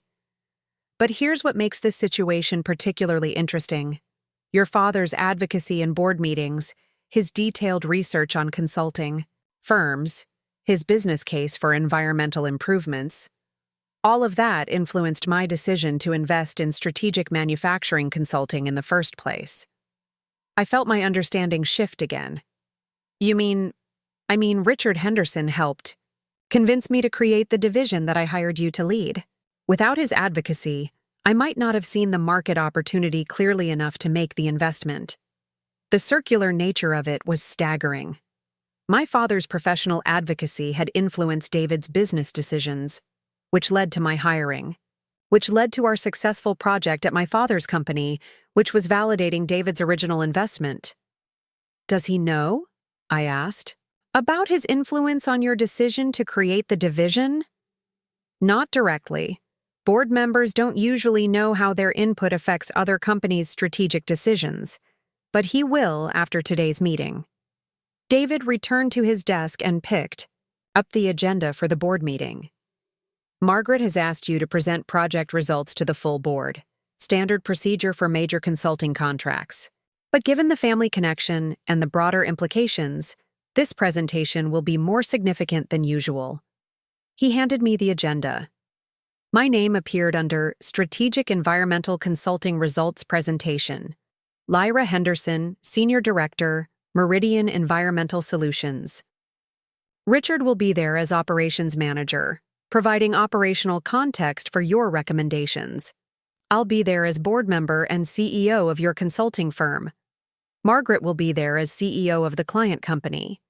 And the other board members will be evaluating whether to implement similar programs at their own companies. The complexity of the relationships was almost dizzying. Any advice for navigating that dynamic? David smiled for the first time during our conversation. "Present the results honestly and let them speak for themselves. The work is excellent, the outcomes are measurable, and the business case is compelling. Everything else is just context." 2. Hours later, I was standing outside Blackstone's executive conference room, reviewing my presentation one final time.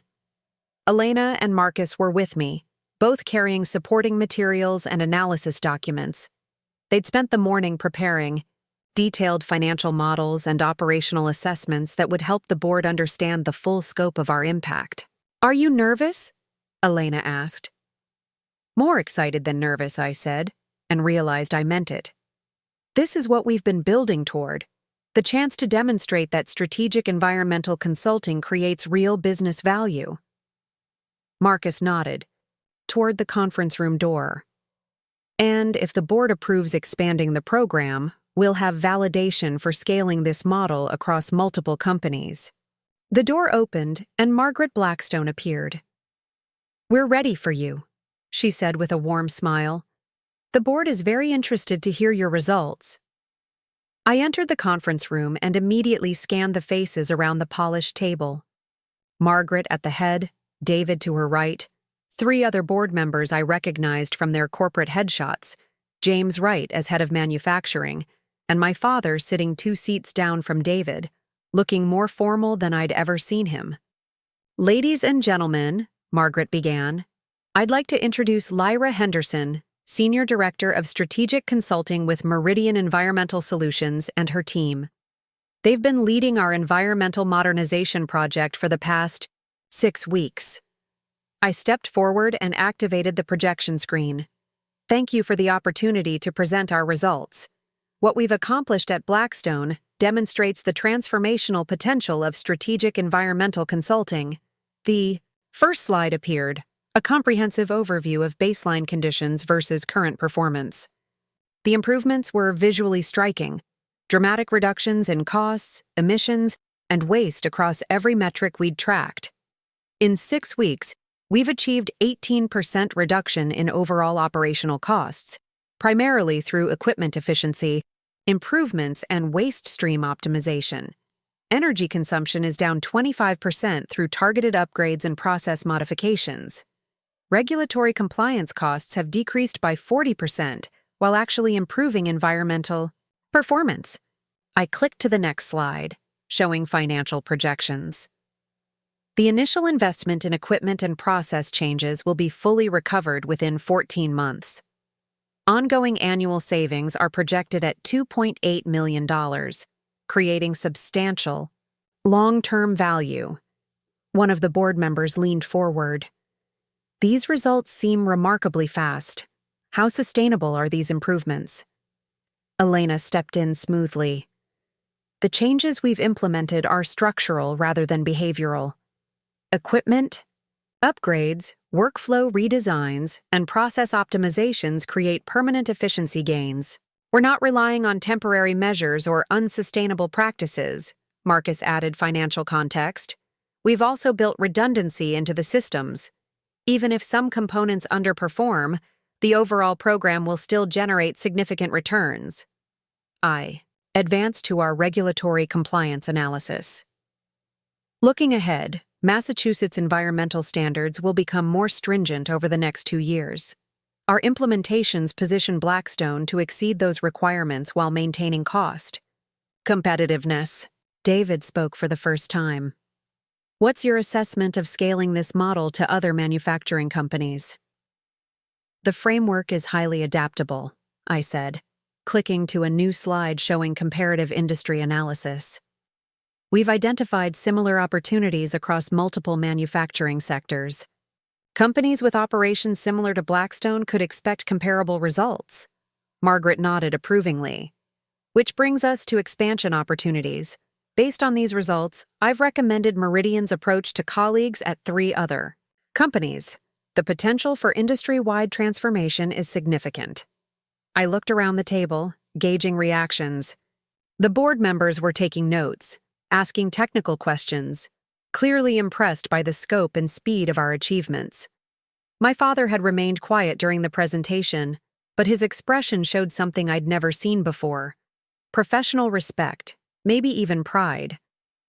"Richard," Margaret said, turning to my father, "as operations manager, what's your assessment of the implementation process and results?" My father straightened in his chair, and for a moment our eyes met across the conference table.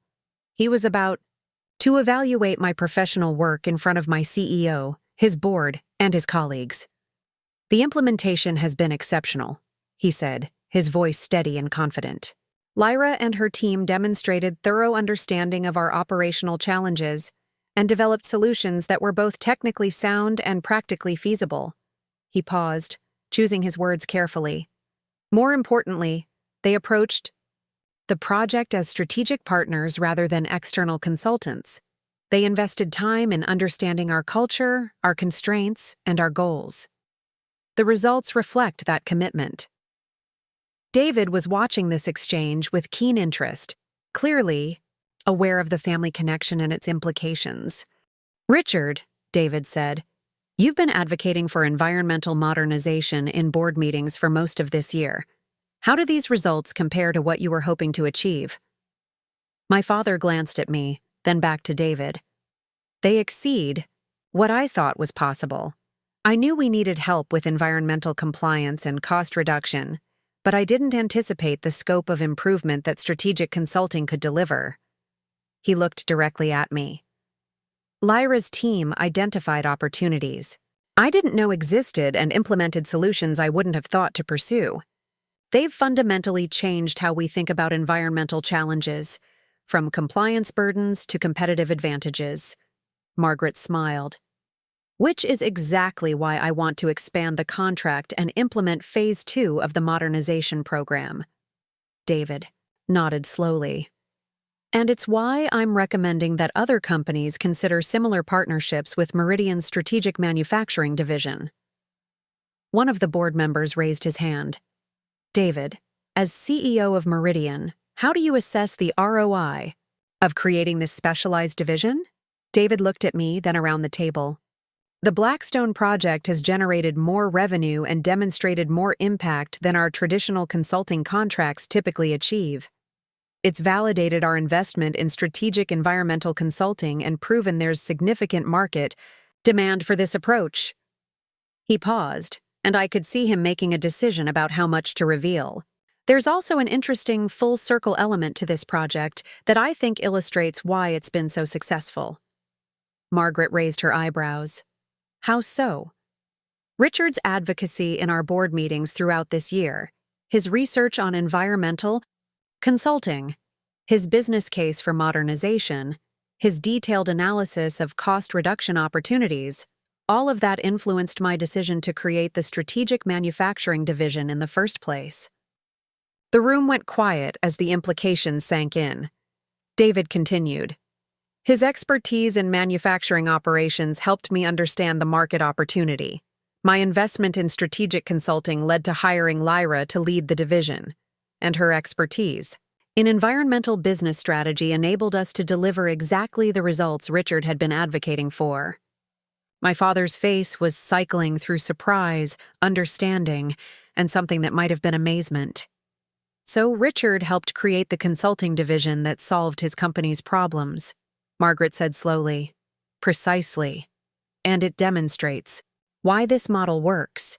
When manufacturing expertise informs consulting strategy, and when consulting expertise addresses manufacturing challenges, the results benefit everyone involved. David looked directly at my father. Richard, you identified problems that needed solving and researched solutions that could work. Lyra developed capabilities to deliver those solutions and applied them to exactly the problems you'd identified. The success of this project reflects both of your contributions. The room was silent for several seconds as everyone processed the interconnected nature of what had transpired. Finally, my father spoke. I had no idea, he said quietly. When I was researching environmental consulting firms, when I was advocating for hiring external expertise, I never imagined that the person who could solve our problems was... He trailed off, looking at me with an expression of wonder and regret.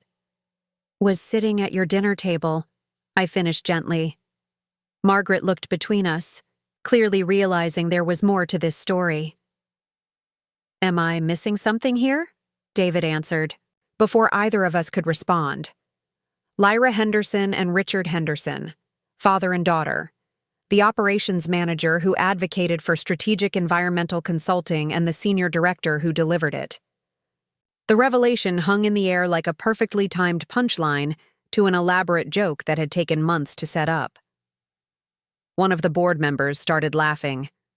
So, the person Richard was desperately trying to hire was his own daughter. The person, he said, wasn't management material, I added with a slight smile, was leading the strategic consulting division his advocacy helped create.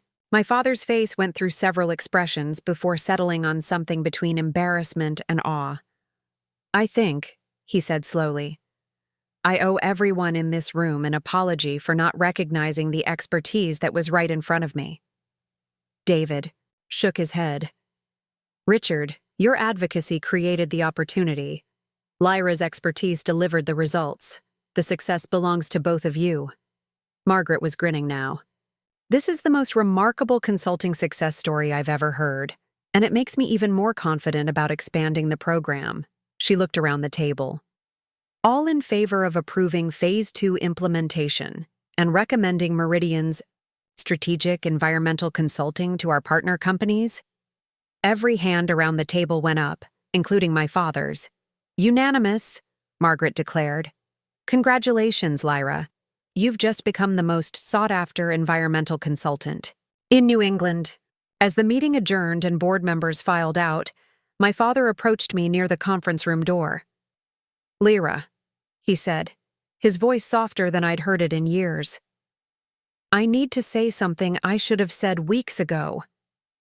I waited, watching, emotions play across his face. I was wrong. Completely. Fundamentally wrong. About your capabilities, about your career, about what you were building. He paused, struggling for words.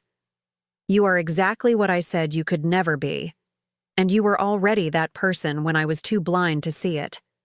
The apology felt genuine and complete, but what surprised me was how little I needed it. The work had spoken for itself. The results had proven everything that needed proving. Dad, I said gently, you helped create the opportunity for me to demonstrate what I could do. Your advocacy in board meetings led to David investing in strategic consulting. In a way, you made this possible, he shook his head. I made this necessary by not recognizing what was already there. David approached us as the conference room emptied. Richard, Lyra, he said, I hope you both understand how remarkable this outcome has been. Not just the business results, but the personal dimension of what's been accomplished here. He looked at my father. Your operational expertise and advocacy for environmental improvements created the foundation for this project's success. Then he looked at me. Your strategic, consulting and technical expertise delivered results that exceeded everyone's projections. David paused, smiling. And the fact that your father and daughter makes this the most compelling business case study I've ever seen. As we gathered our materials and prepared to leave, I realized that everything had come full circle in ways none of us could have anticipated. My father's dismissal at Sunday dinner had been based on a complete misunderstanding of what I actually did. His professional advocacy had inadvertently created opportunities for me to demonstrate exactly what he said I couldn't do. And now, standing in that conference room as Senior Director Henderson of Meridian Environmental Solutions, having just delivered transformational results to a Fortune 500 manufacturing company whose board included my CEO and whose operations manager was my father, I finally understood something fundamental. I'd never needed his validation to be successful. I'd only needed the opportunity to show what I could build. And now everyone in that room knew exactly what I was capable of building. 6 months after that board meeting, I was sitting in the same conference room at Blackstone, but everything had changed. The table was now surrounded by representatives from 8 different manufacturing companies, all seeking to implement what had become known throughout New England as the Henderson model, a comprehensive approach to environmental business transformation that combined operational expertise with strategic consulting. The success at Blackstone had exceeded everyone's projections. Their annual environmental compliance costs had dropped by $4.2 million. Energy efficiency improvements had reduced operational expenses by 22%. Most remarkably, their employee retention rate had increased by 35%, as workers felt more confident about the company's long-term viability and commitment to sustainable practices. But the real transformation wasn't measured in cost savings or efficiency gains. It was in the complete reframing of how environmental consulting could function as strategic business development. The results speak for themselves, Margaret Blackstone was telling the group of visiting CEOs. We didn't just solve compliance problems. We fundamentally improved our competitive position in the market. I was no longer just Senior Director of Strategic Consulting at Meridian. 3 months after the board meeting, David had promoted me to Vice President of Strategic Business Development, overseeing not just the manufacturing division but all of Meridian's proactive consulting initiatives. My team had grown from 12 to 37 consultants across multiple specializations. More importantly, the success had opened doors I'd never anticipated. Harvard Business School had invited me to a guest lecture on strategic environmental consulting. The Massachusetts Manufacturing Association had asked me to keynote their annual conference. 2 industry publications had featured me in cover stories about innovative approaches to business sustainability. But perhaps the most significant change was happening at the family level. My father had become one of the most vocal advocates for strategic environmental consulting in the region. His presentations at industry conferences drew standing ovations. Other operations managers sought his advice on preparing their companies for comprehensive environmental assessments. He'd been promoted to Vice President of Operations at Blackstone, with responsibility for implementing environmental improvements across all their facilities. "Lyra," he'd said to me after one particularly successful implementation meeting, "I spent 15 years thinking I understood what business leadership looked like. You showed me I was thinking too small." The irony wasn't lost on either of us. He'd become a more effective leader by watching his daughter lead. I'd become a more successful consultant by understanding the operational realities he'd spent decades mastering. We'd each grown into better versions of ourselves by learning from what the other brought to the table. Today's meeting was about scaling our approach beyond individual company implementations. The 8 CEOs gathered around the table represented over $2 billion in combined annual revenue and employed more than 15,000 people across New England. They'd come to discuss coordinated environmental improvements that could transform entire supply chains. "The question," said Patricia Winters, CEO of Northeastern Textiles, "is whether this model can work across multiple companies simultaneously. Supply chain coordination, shared infrastructure improvements, collective regulatory compliance." I pulled up presentations that Elena and Marcus had prepared over the past month. We've been analyzing exactly that opportunity. Cross-company environmental initiatives could generate economies of scale that individual implementations can't achieve. The scope was ambitious: coordinated waste management systems, shared renewable energy infrastructure, collective purchasing power for sustainable equipment, and standardized environmental compliance protocols that would benefit everyone involved. "Initial investment would be substantial," admitted Robert Chen, CEO of Advanced Manufacturing Solutions. "But if the results mirror what Blackstone achieved..." My father spoke up from his position as Blackstone's representative. "The results at Blackstone were just the beginning. We've continued improving efficiency and reducing costs every quarter since the initial implementation. The improvements compound over time." David, attending as both Meridian's CEO and as a board member for several of the companies present, nodded approvingly. The business case becomes stronger when you consider the competitive advantages of early adoption. Companies that implement comprehensive environmental strategies now will be positioned to lead their sectors for the next decade. As the meeting progressed, I found myself thinking about the journey that had brought us to this point. 8 months ago, I'd been sitting in my childhood bedroom, questioning my professional capabilities because my father had dismissed my ambitions. Now, I was leading strategic discussions that could reshape how an entire region's manufacturing sector approached environmental challenges. The transformation hadn't just been professional, it had been personal and familial as well. After the meeting concluded and the visiting CEOs departed, my father and I walked together to the parking lot. It had become our routine after collaborative meetings, these brief conversations that helped us process both the business developments and the ongoing evolution of our relationship. "I have something to tell you," he said as we reached our cars. "Your mother and I have been talking, and we'd like to host a family dinner this Sunday. A real one this time, where we celebrate what you've accomplished rather than questioning it." I smiled. "That sounds nice, Dad. But you don't need to. Yes, we do, he interrupted gently. We absolutely do. Marcus has been telling us about the article in Business Week, about your promotion, about the Harvard invitation. We've been learning about your success from outside sources rather than from you, and that's not right. He leaned against his car, looking more thoughtful, then defensive. For years, I measured your accomplishments against my own limited understanding of what success looked like.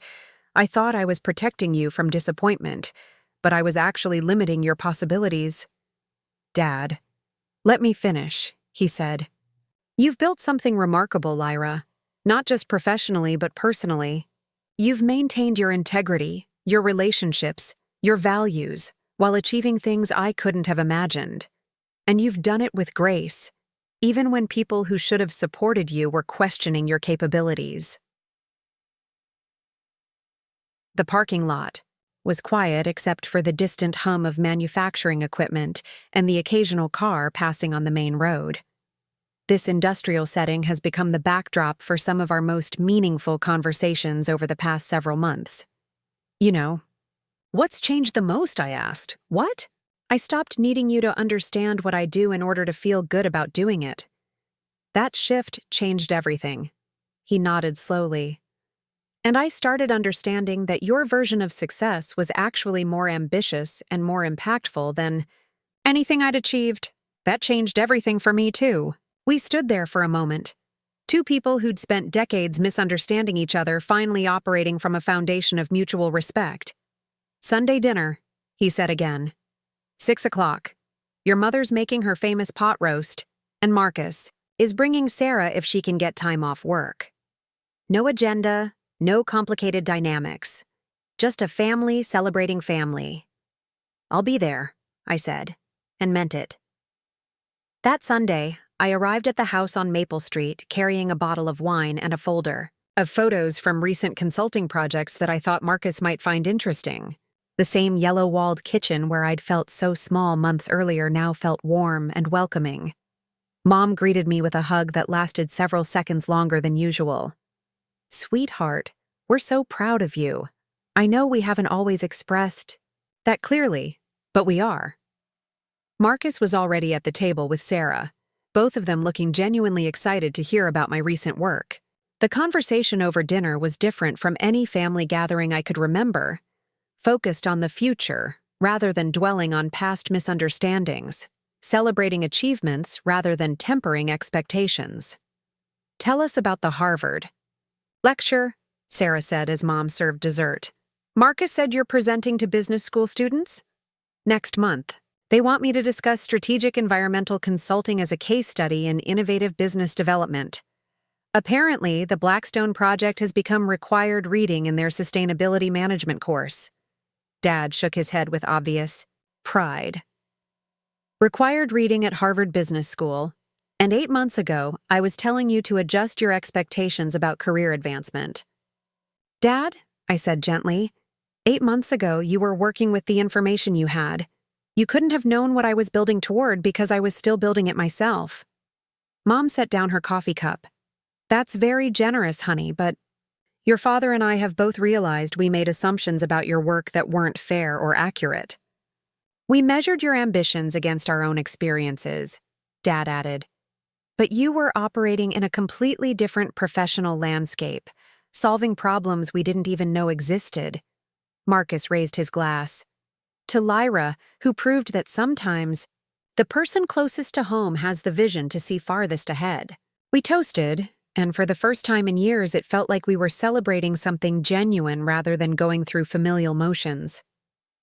Later, as we cleaned up dinner dishes, Dad pulled me aside in the kitchen.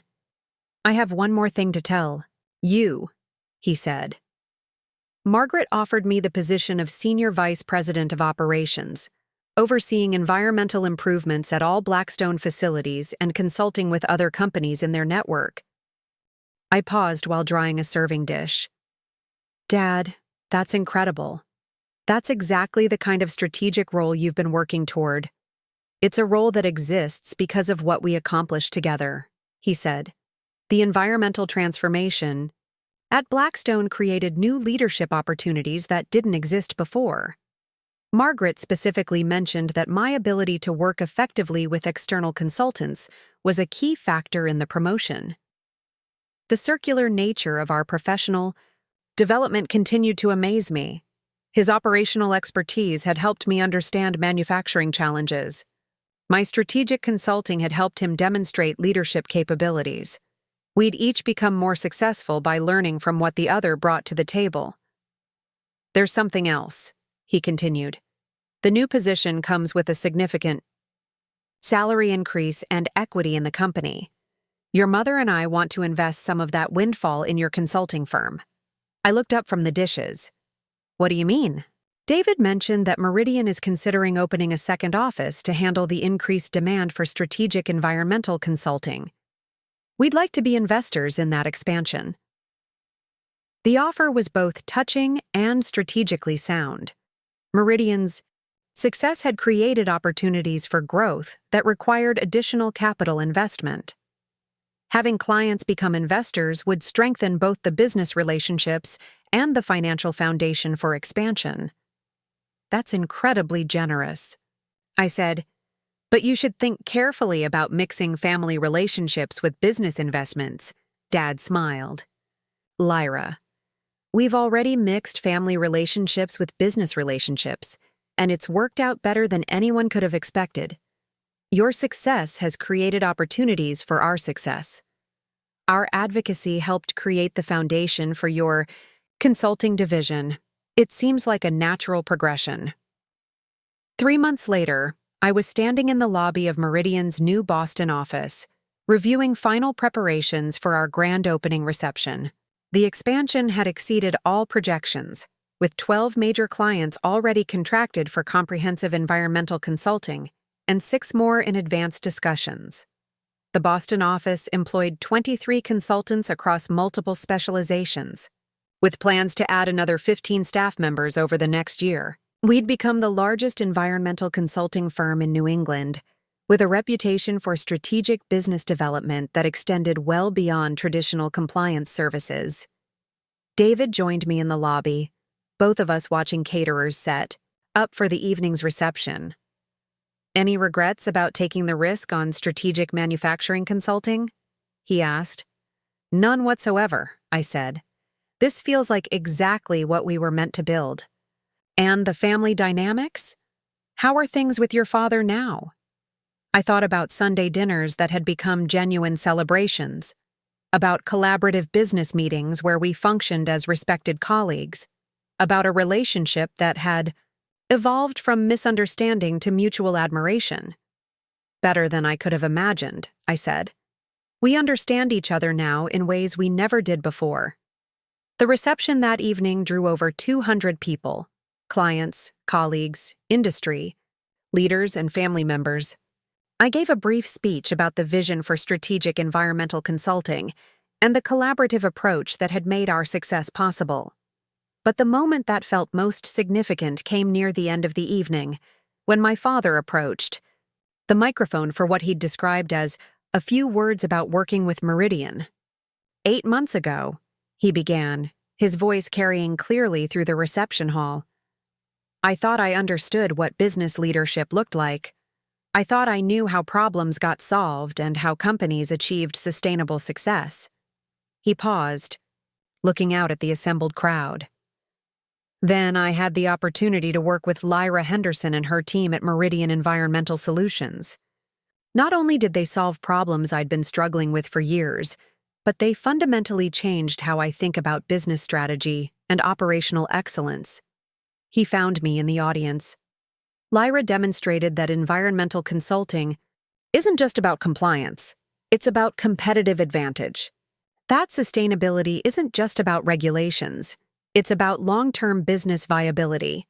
That strategic thinking can transform entire companies when it's applied with expertise and commitment. The audience was listening attentively, but I could see that my father was building toward something specific. What I didn't mention earlier, he continued, is that Lyra Henderson is my daughter. And 8 months ago, I told her she wasn't management material. I told her she was playing dress-up in a real person's job. A murmur went through the crowd as people realized the personal dimension of what they were hearing. I was wrong, Dad said simply.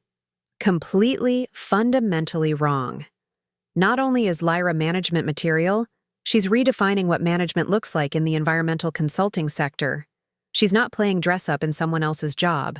She's creating jobs that didn't exist before and solving problems that other people couldn't solve.